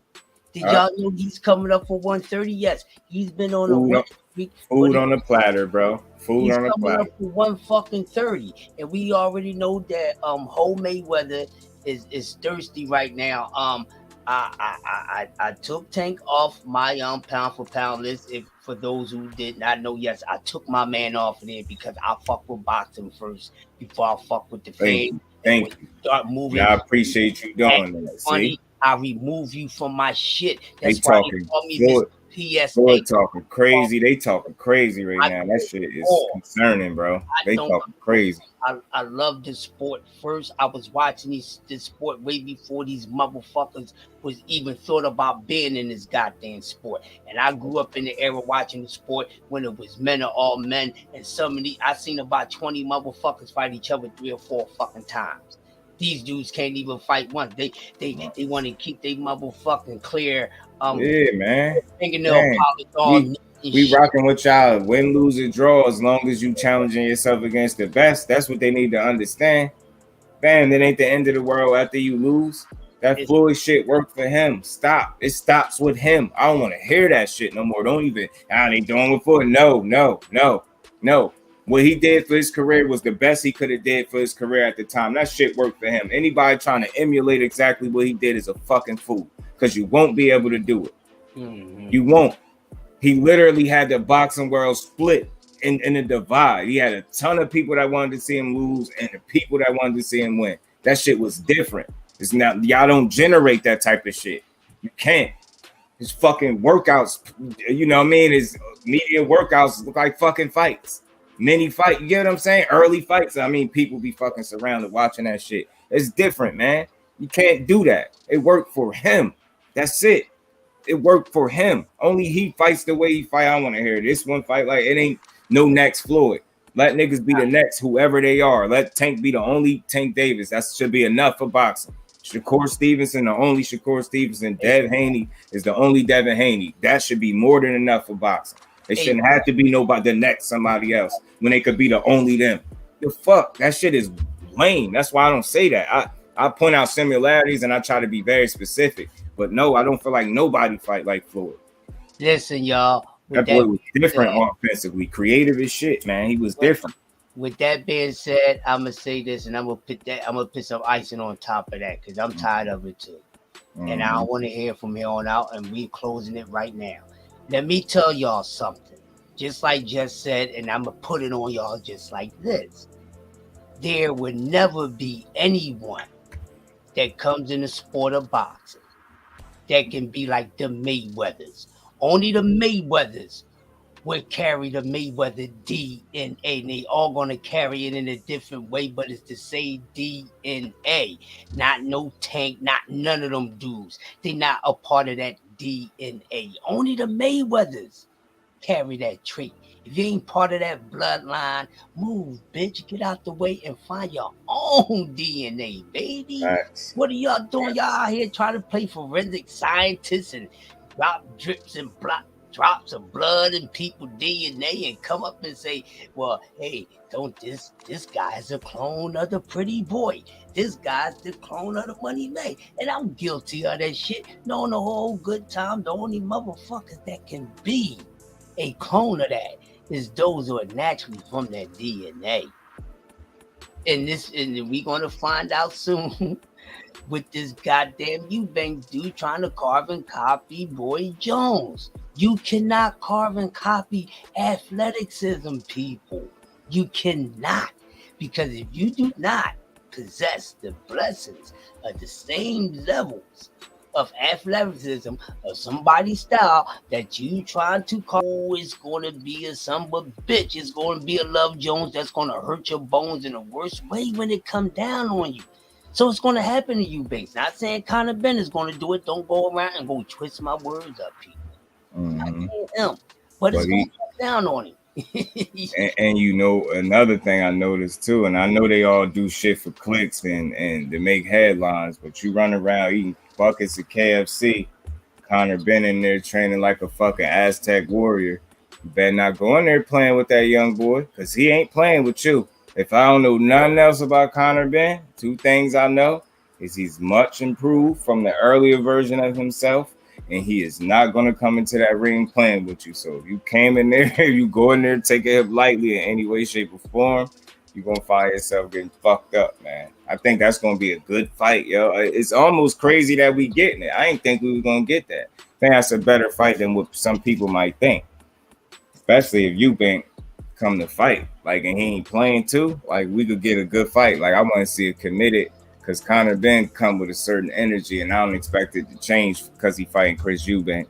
So I feel like I know what I'm gonna get from him in terms of effort and how he gonna come. But let's see if he could force Chris Eubank not to play in there. Like, you know what I mean? He gonna remind him early. Look, man, I'm a live dog in here. You can't play with me, man. Right. Play with me. Yeah. I just want to see this young man step up his level of opposition, just like I want everybody who hasn't done it yet, because we have a few fighters who have done it, and we have some that have not done it yet, and some of them are some of the most talked about, most celebrated guys in the sport of boxing. Yeah, it's a lot of them. It's too many of them, especially for the respect and the praise that they get, you know, and just speaking on the sport from an integrity standpoint, you know. So I would never be biased. You're never going to catch me in a bias. Yeah, that's why I say it. And it's not hard to be, you know what I mean, non-biased. It's not hard, because don't nobody want to sit up and listen to a motherfucker cater so much to one person that you sound unrealistic. And that's what I urge people. When you hear me do that, then you can call me out on it. But I don't think I've ever done that with one video. I always try to explore the other side to try to be as even as possible. Like, you know what I'm saying? But at the same time, what I am saying lately, there ain't no more straddling fences and being like half-ashes with no picks. If I'm feeling like somebody gonna whoop somebody's ass, I'm either gonna be real right or real wrong, and I don't mind being either. It's all good. You know what I'm saying? Yeah. Fuck it. Ain't no more. I had somebody I just had to snap on in my comments. You gonna tell me, Hector Luis Garcia is gonna beat Shakur and don't bring up Abdullah Mason, and all you're doing is saying your opinion. Who cares? Like, hell, man, I lit his ass up. But see, Get your ass on out of here. Tell me what to talk about. Put your life on it that Hector Luis Garcia gonna beat Shakur. They bogus, bro. And my whole thing, like, Hector is nice. but Hector's not going to beat Shakur Stevenson. And this is no hate towards Hector Garcia and for the person who was trying to try to make it seem like just don't know what he's talking about and you know what you talking about. Well, you should have asked, drop the link. Oh yeah, I told him. I said I'm going live. The last comment was like literally 2 minutes before I probably got up here. I told him I'm going live now. You come your weird ass over there. I snapped on his ass, man. I started to just block him, but I just had to I had it with trolls, man. Go find something else to do, man. Because one of the most aggravating things is for somebody to sit up there and state several of their opinions and put it versus mine. Like what they're saying is more valid than what I'm saying if it's opinion based. That's why I always say, in my opinion.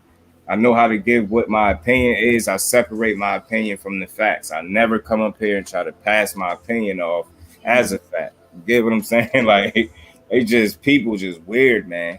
That's how you can tell they used to just coming and talking and trolling, and I don't know. Go find something else to do, man. They be too confident with their opinion, man. Hector Luis Garcia ain't showed you nothing that he do that's better than what Shakur do on any level. Hey, man, listen. What I was about to say, and Fate, yeah, I got a calm side to me too, bro. This ain't the first time I did a calm build. You know, it's a few of them around.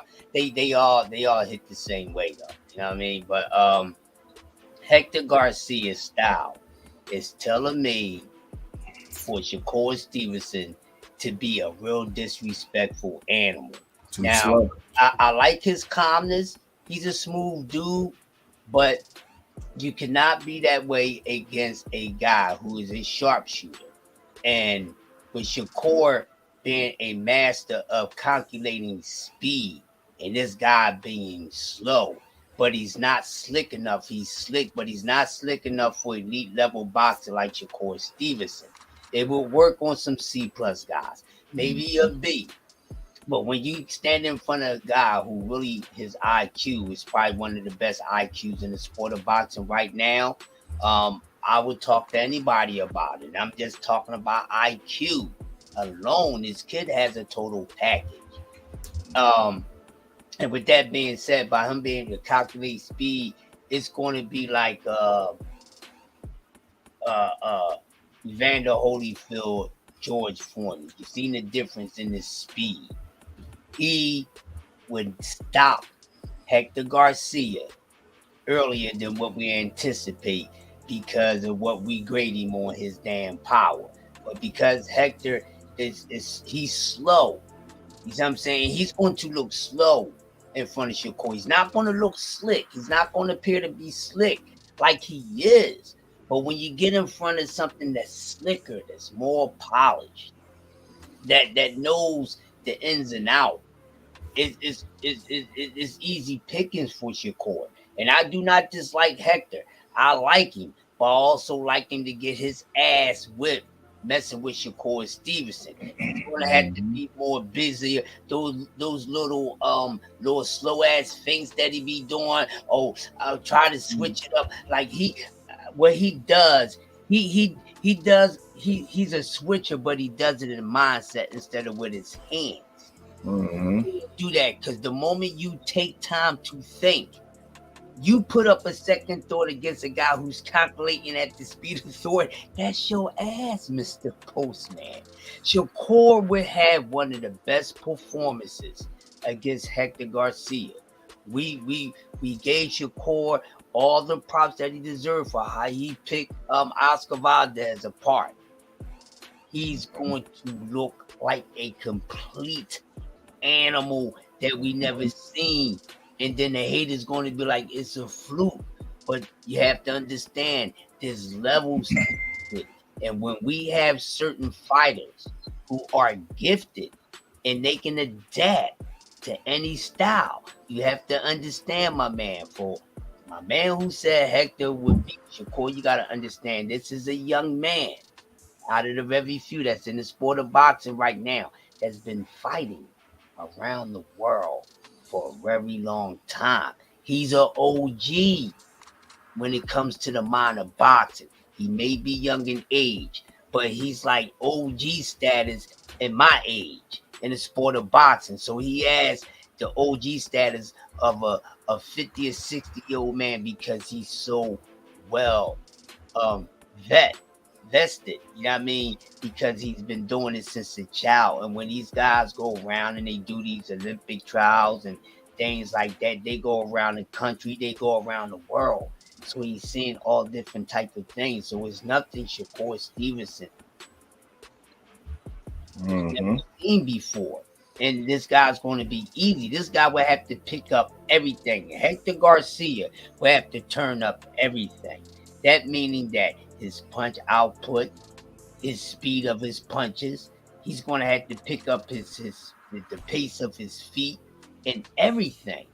And when you're not used to working like that, you know you can burn yourself out because now you're going to have to train in a way that you never trained before. And sometimes you can blow your engine. And also, when you finally get to the fight, let's say you don't blow your engine in training, you're going to blow your engine in that fight because you're not used to it. So you're like, why is he tiring out so fast? Well, this is the first time he really had to do this because now he has to fight at a rate that he hasn't fought at before, probably since he was an amateur if he started as a kid. Because when you're kids and y'all been following boxing, everything is real fast. So this guy, he would have to be in the best shape and condition of his life that might work against him because he never been put in a situation in his professional career. And everybody is not equipped to adapt and had a special gift to pull it off. This is no slight to Hector Garcia, but I don't see that in him. But he's good, but he's good. Not good enough to beat a Shakur Stevenson. And I still like this young man. I think he probably can give some other guys some problems. Probably can beat a few other good guys. Don't know exactly who.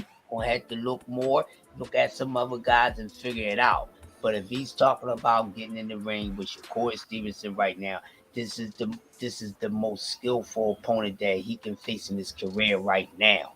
So with that being said, Shakur would get a KO on him. He would stop this guy.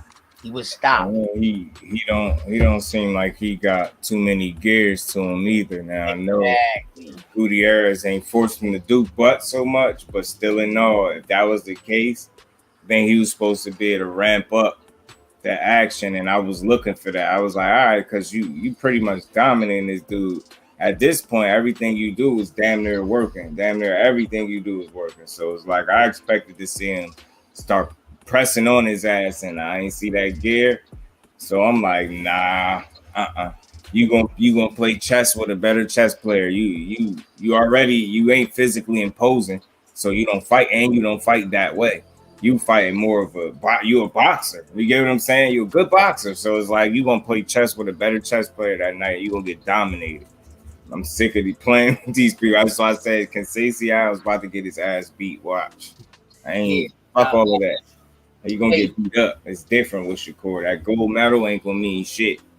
I'm telling you, I don't think so. Hey, speaking of that, let me say this ahead of time, people, and I think I will be correct. That card, that entire card, I think it's gonna wind up being one of the best cards overall of the year. It's a nice card.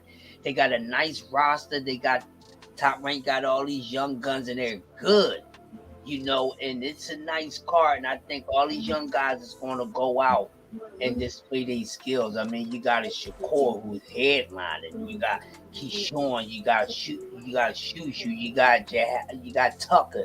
So it's going to be something else, and I would not be surprised if this wind up being fight card of the year. And I think these guys will be stepping it up a little bit more with their opponents. But one thing I can say for sure, out of these young guys, and this is the reason why we love Shushu Carrington a lot. He's one of the very few guys out of these guys that's came in that's actually every time he's fighting someone equal to him. They're not keeping him with the same type of fighter.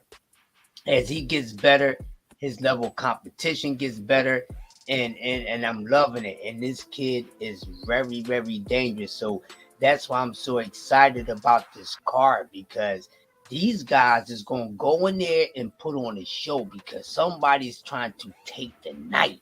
And when you got Shakur Stevenson, the headline, you got all these young animals who look up to Shakur. You see what I'm saying? Look up to him with respect, but knowing, hey, I can be just as good, or I could probably be the best man out of everybody that night. And everybody got something to prove. And then we also want to see if we got our eyes on Keyshawn, because of what Bro said about the chin thing. Now, I was talking to one of my buddies about it, and he said, you know what? I think Keyshawn is kind of chinny, because he said it was one of the fights that he had when somebody, caught him with some shit. And, he was, but he shook it off and got homeboy out of there. So this is very exciting. So I can't wait for this card, man. And there's a bunch of young talent. Yeah. That's making noise. No matter who they sign with, I'm not going to hate on Top Rank. They got the best camp of young guns right now in the sport of boxing, and all the other promoters, they better stop playing around, and they better get like Keith Sweat and cut close and get up on it. They better, because as long as Top Rank got these guys, and hopefully they're gonna take them to where they need to go, and then it's ramboom from after that. But it's gonna be very exciting, and these young guys will be stepping in the ring, or should be stepping in the ring a little sooner than what a lot of us think. And I really had to sit back and think about it, because we always talk about it, and we really kill fighters a lot when we hear them come out and say God's name. But you got to start looking at what's going on, and guys like us, we do this research and we keep each other sharp, and so we go digging. So it's a little thinner. So these guys gonna have to get in there with each other right now, and gonna have to get in there with each other later. And this is what I'm saying. I don't care what anybody says. If Dev is going to continue to stay at 135, the whole thing is he cannot turn down nothing, because he's the one that has everything, meaning that anybody is going to call for him. So what I'm saying, I don't want to hear no shit about, well, he ain't fucking ranked because who the fuck was a goddamn Cambosis and a few other things. And a few other people, who were they? You see what I'm saying? Even some of your fighters got ranked and beat unranked fighters. Don't make me go there. Yeah, favorites. Oh yeah.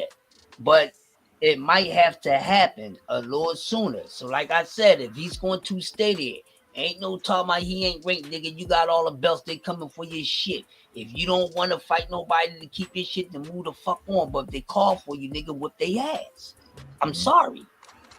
That's the way that it has to be. So if you don't agree with me, fine. But guess what? That's what reality is, people. And that's all I care about. I'm no longer going to let you suck me into that nonsense. I got other things to cook on. You see what I'm saying? And that's the reality of it. And trust me, when you embrace that, you're going to enjoy being a fan of boxing even better, because it's actually giving you what you want, because your favorite fighter that you praising and they doing shook cut shit, they robbing you as a fan if you're a true fan of the sport, and that fighter. So that's what he had to do. A champion does what? Accept all challenges, not make excuses. Yeah. So it's a shame to hear Dev Haney make excuses when he start talking about, well, this guy ain't ranked, but you also understand. But if you really think about it, look how you got there. Time, bro. It's just facts, people, and what's in the dark is going to come out the light. And that time reveal all things, man, especially in the sport of boxing, man. You know, your run could be, short as hell. So, like I said, all these fights, I think that people calling for and being so, I think it's a little impatient for. I think it's only like time is going to reveal it, because they ain't like they're going to be young and in their primes forever. So these dudes want to sit around and bullshit and just talk on social media and not fight each other. Then time is gonna reveal who bullshitting too. It's like motherfucking, just real quick, just to mention it, just like EJ said, I get this belt, we're gonna see who hold it, and then here we are. So it's like, we gonna see who really about smoke and who really, just want a bag. You know what I'm saying? And again, that shit Floyd be talking is so concerning and disappointing at the same time. It don't make no fucking sense. But I try to ignore that shit and just with hopes that this dude understand just how talented he is and to really bet on himself. Like, I mean, the worst thing you could do is lose. Like, so you won already. Fuck you talking about? You beat all the odds. What are you talking about? What are you talking about? Very fucking successful. You think a loss on your resume gonna change that? You won already. You know what I mean? In life. So most you could do is, to salvage or not even salvage, but to get the most out of your career is just go for them motherfuckers that they think you won't fight and smoke their ass. Hey, Jess, check this out. I want to say something real quick. Mm-hmm. I try to stay away from the Bud and EJ thing, but I'm gonna say this. Because I cooked on my live and I know a lot of people have missed it. So if y'all don't want to check the playback, I can always run it back on any of my bro shit. So we always got things to cook on. So what I was saying, people, and we can cook on it right now since we got some of y'all here and just can cook on it too. Now on my live, and this is for the fans. It's not about Bud. It's not about EJ. So walk with me real slow. My question to you guys.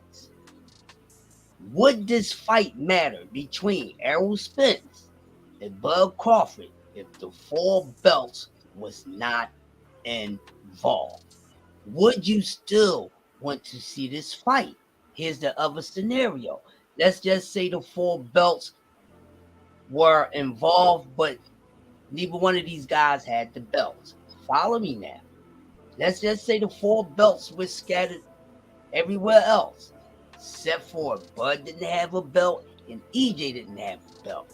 Now, no matter who has the belts, they scattered. But the champions that has these 4 belts do not want to fight Bud or EJ. Would y'all be calling for this fucking fight with Bud and EJ if the belts was everywhere else? Because what I'm trying to understand something about us as fans. What is it about this fight that you really want this fight? And is this fight really about the WBO belt, or is it about is Terrence Crawford who has this belt? What if someone else had the WBO belt and was holding this shit up? Would your energy be the same? We always have other things on everything topics that we can press on, and that's why we try to do these things, because there's other things to be aware of. So I'm asking you guys, don't freeze up in the chat. Put it down. Would this fight matter if the belts were not involved? You don't have to answer the other questions, because that your answer to that question is going to answer the other ones. Would this fight really matter? Belts were not involved, because we seem to get confused with the words that we use. Because when we talk about we want these big fights, the first thing is always involved is money and a goddamn name behind it, a title, right? But think about it. How many times have we sat in on fight nights? And that's as content creators. We watch fights from the beginning. And we seen undercards when there's maybe about 5 people, 3 people there watching the fight. We don't know these motherfuckers. But that fight wound up probably being the best fight of the fucking night. But we forget about it because it was so early. But we don't give that fight the recognition that it should get. And we ignore the skill and talent in an equal matchup with this fight and say that it ain't worth shit because there's nobody there watching them. Their names don't ring bells. And we stuck on popularity. And I think that's where everything gets fucked up at, is popularity. That's why Hall of Fame is fucked up the way that it is, because the itinerary is popularity. It's really not based on an itinerary. So when we talk about Boxing Hall of Fame, because I cooked on that too, it's a joke. So when they say, hey, He's already a Hall of Famer. You, as a boxing fan, you should be ashamed because it is a fictional character in the Hall of Fame. Mm-hmm. Prestige and Mm-hmm. real is that you have guys in the boxing Hall of Fame who are in the Hall of Fame for being a show of getting ass whippings, not giving out ass whippings. What is their itinerary? Accolades don't really mean nothing. It's guys with accolades and didn't even put in work to get accolades. Let's just use basketball for example. You got guys that never Talk motherfucking did sports. Salute, anything Brody. to contribute, but since they was registered on the roster, they got a motherfucking ring. They got an accolade and didn't contribute to it. So you have to watch out how you use these words, baby. How many times has And all just accolades ain't created the same, man. That's why we don't put so much stock into them. And that's not to discredit the fighters, it's just factual shit. Some people were like Jermell Charlo is a prime example of having one of the most respectable, not just resumes, but roads to undisputed, ducking no smoke on the way there, avenging a draw with a knockout and a loss with a knockout. You get what I'm saying? Like, and snatching the 4 belts. So you got people, you got Dev Haney, you know, not taking none away, but this is the level of competition doesn't even compare to what Jermell Charlo faced. And when you say that, that's not slighting Dev Haney. That's just putting it in perspective, bro. We not blind. We're allowed to speak on what reality is. That's just the reality of the situation. That road ain't been that tough. A lot of things went well. He did make sacrifices for sure. He did, but he just showed how bad he wanted those belts. You know what I'm saying? So in a sense, maybe a lot of fighters wouldn't have did it, but at the same time, don't make the defeat, although it's great accomplishment. Don't overstate it too. It's a such thing as overstating it, and overstating it would be not putting in perspective that a George Kambosos is just not that guy, man. he's not This was a guy that was holding them belts hostage, and that's the reason why he milked this shit for as long as he did, because he knew the chances of him holding on to them belts was slim as fuck, regardless of who he fought next. You know what I'm saying? Especially if it was a Loma or Dead. You know what I mean? Results was gonna be the same. You getting your ass beat. George Kambosos is like the fictional character Rocky Balboa, a C-level guy who got an opportunity. Therefore, you might have to give Balboa a little more respect because he actually took a rougher road. Mm-hmm. See Mm-hmm. what I'm saying to y'all tonight? Mm-hmm. You know what I'm saying? So we have to really dig into the nooks and crannies when we come on and we talk these things. Because I hear a lot of my great bros. I love my content creators. I love them all. I fucks with them. That's why I be there. But they make mistakes too.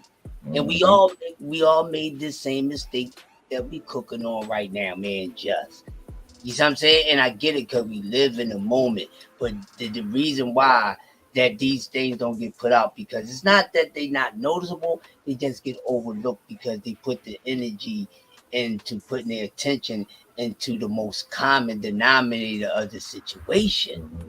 You see what I'm saying? But sometimes you gotta go deeper than that. And this guy's really not good. So this is not to take away Devin Haney getting the belts from this dude.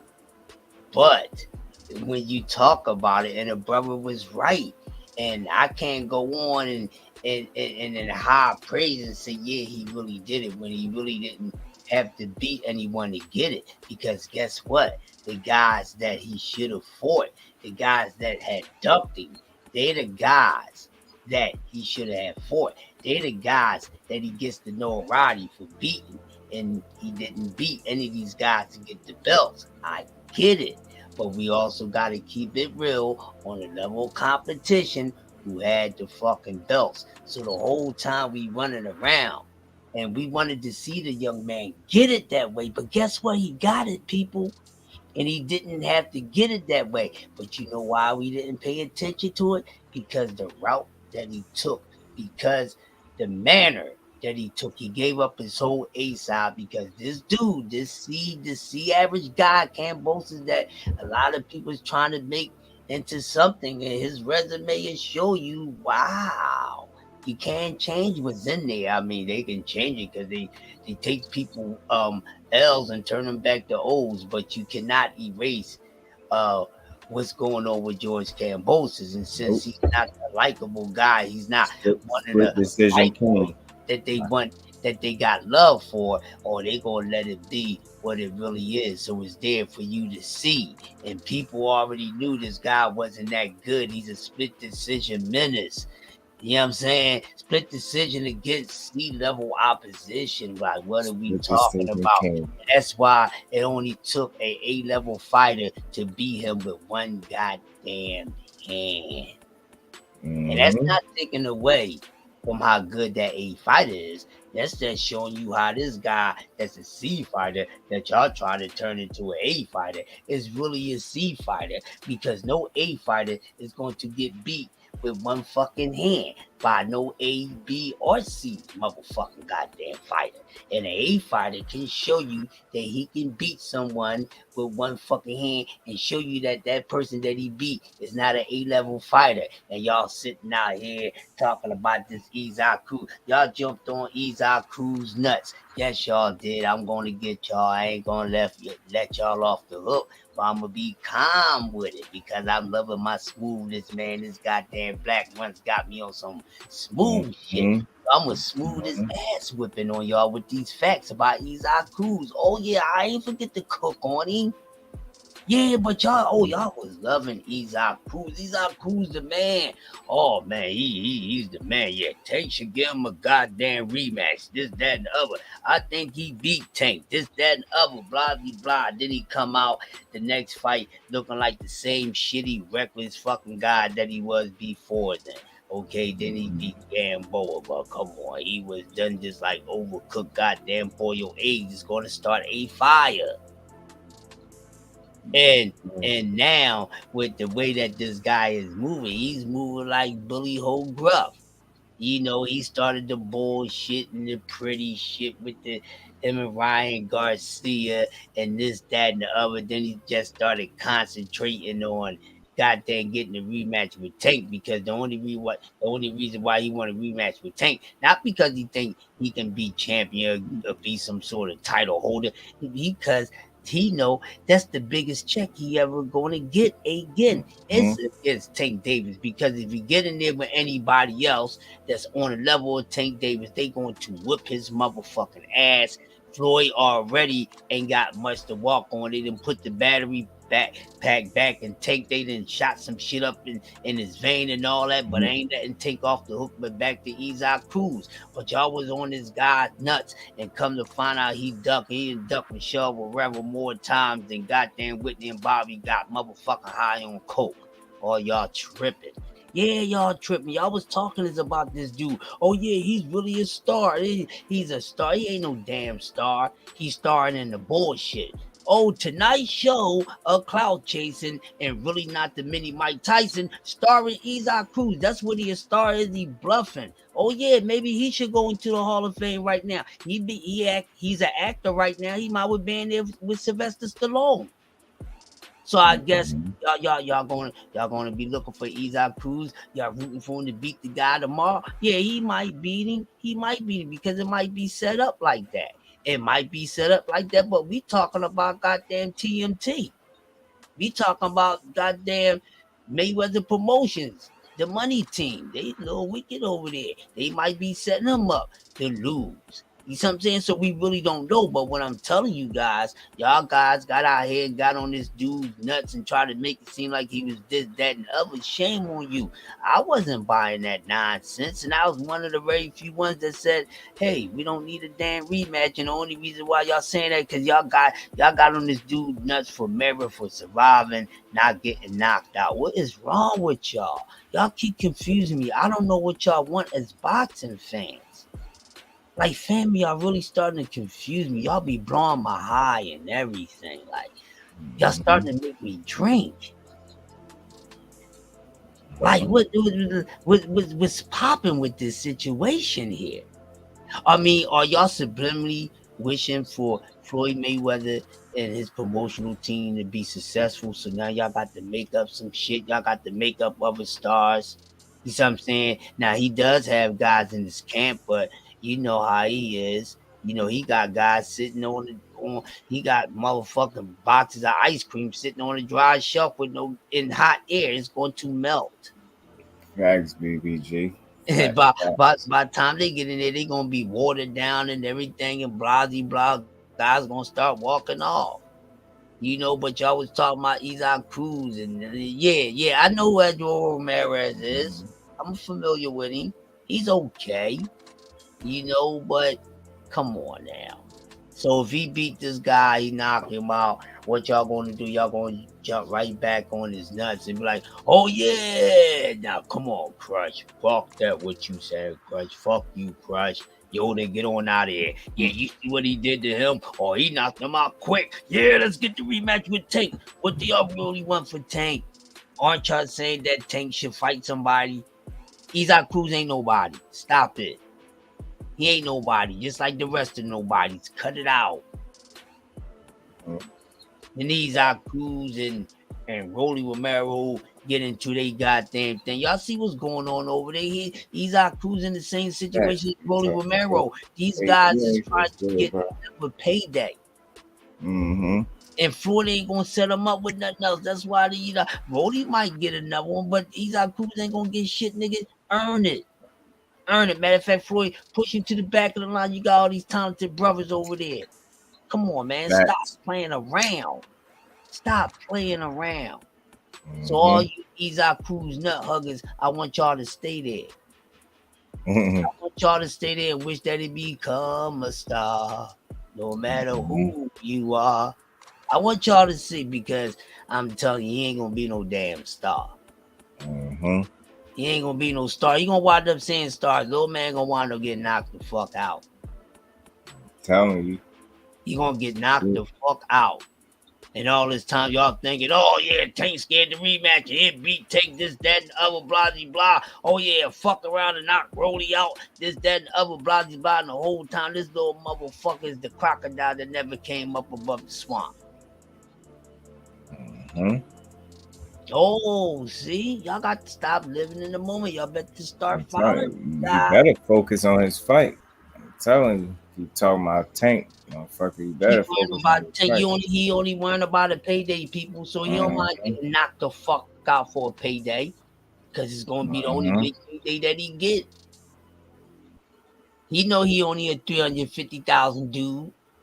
You know what I mean? He probably got 6 something for Tank, close to a fucking mil. That they're gonna wind up getting about 500 after that, after the taxes come out and all that.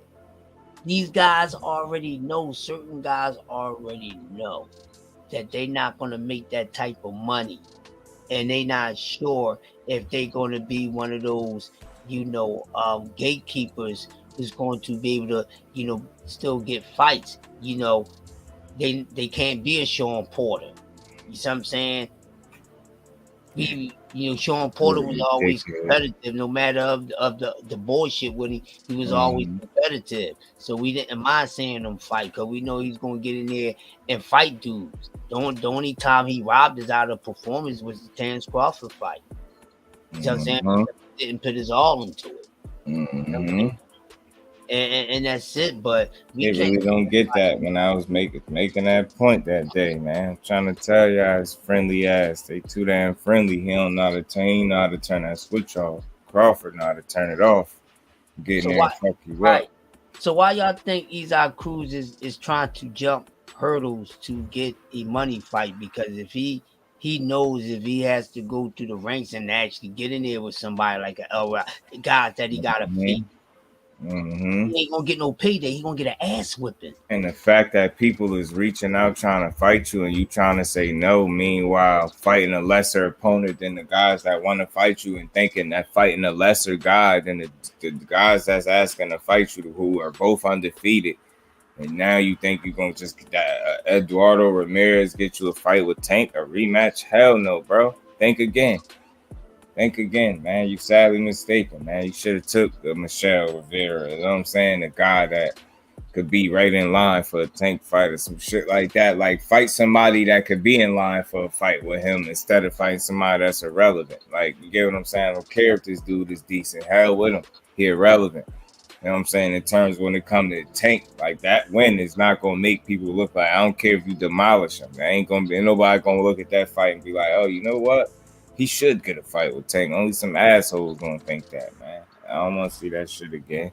Now, if you made it, you get a credible win and a real win and do somebody that could really do some harm to you and you get him up out of there, then I could respect it. But other than that, man, hell no. Get your ass out of there. Exactly, man. This is what I'm saying, just Anthony Joshua leaving. What's the name already? Yeah, hey, we got the females coming up next weekend, man. Oh, sure. I can't. That's gonna be a good day. Hey, man. Ryo about to slump some shit, man. Ryo be fucking some shit up. Yeah, I like Ryo, man. I can't wait to see these guys step it up a little more, man. But you got, the Isaac Cruz and Broly get in there with anybody. I say that about Broly. I give him that. He will get in there with anybody. Well, he didn't want to get in there with Cruz, but he get in there with just about anybody else. But see, argue with Ryo, shit. I said, let's see it. Him arguing with each other. I said, yeah. These new cats, man, they in a rough situation. See, you know what it is? These newer cats, they are the rebirth as far as competition level when Mayweather and them was coming up. Because it skipped the other guys. You see what I'm saying? That's why these dudes right before them got a lot of easy shit. But it's so many cats. And they gonna have to face it off, man. You see what I'm saying? They gonna have to face it off because, and see, this is the reason why when you got all these different levels of belts, you have the champion title holders. See, this type of shit is the reason why these things happen. But when you that'd be a good fight. Things and you don't have all these different things, then nobody can run for anything because there's only one way. There's only one belt in each weight class. Ain't no silver, no fucking bronze, no super, no interim, no regular. No, it's just champion. You got don't be tuned in to his fight, bro. You got to face everything. That's why they need to do away with a lot of that shit. It's just give these guys other ways of ducking, bro. That's what these other belts and shit do. That's what it does. Give these guys other ways to get away from shit. If it's just one fucking belt, one weight class, oh nigga, you got to rock with it, baby. Yeah, you got to lean with it, rock with it. Ain't no getting around it. Intern my ass, nigga. You better intern to the next level, bitch. Hopefully, and I like talking about we still alive. Some of these things that come into play, man.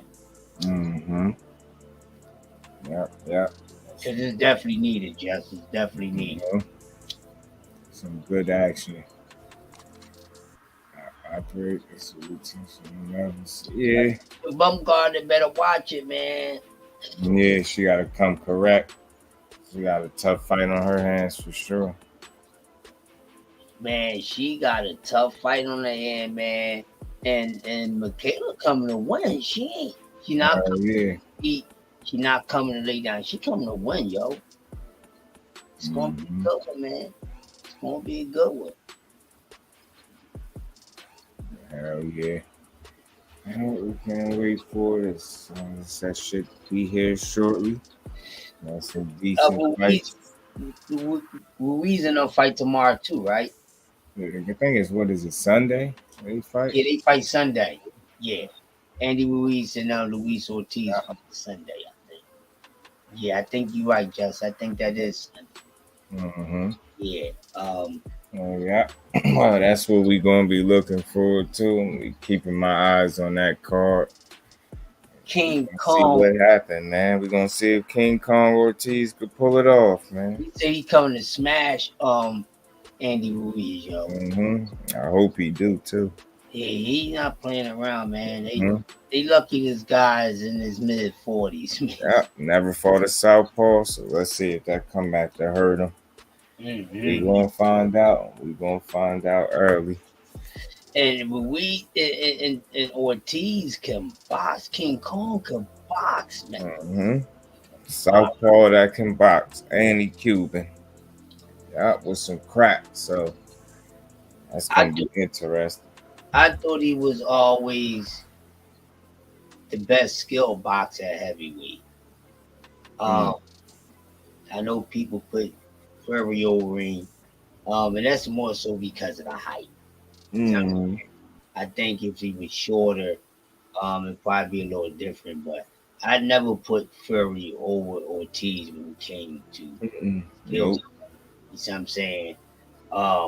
This dude can fucking box, man. He can fucking box. Yeah, for sure.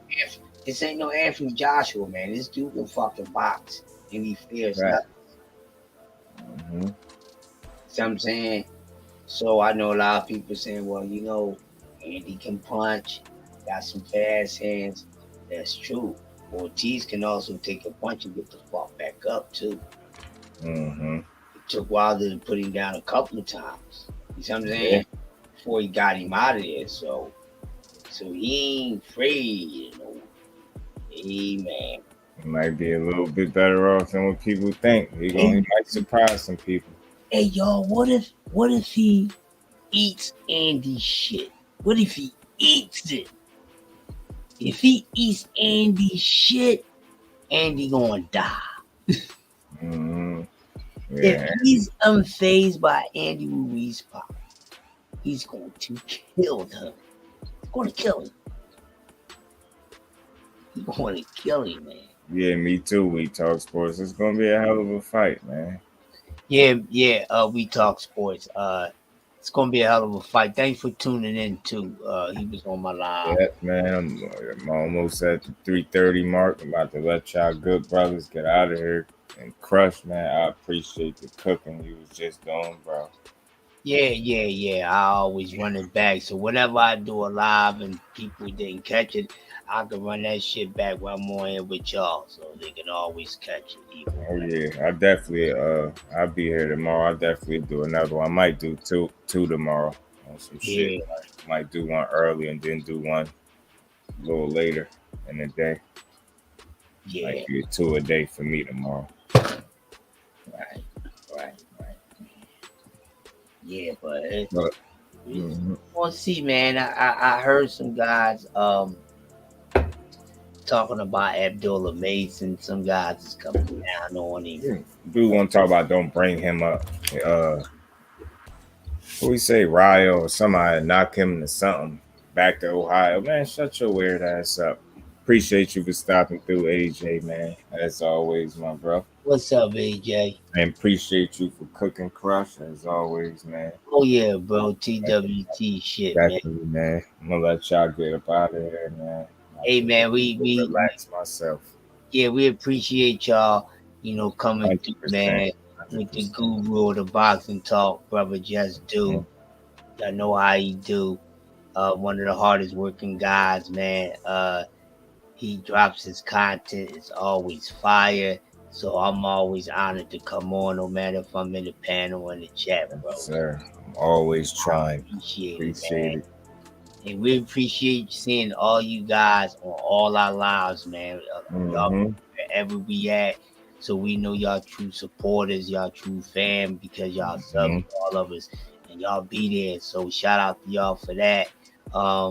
We gonna get up on out of here. Y'all enjoy the rest of y'all early Saturday morning.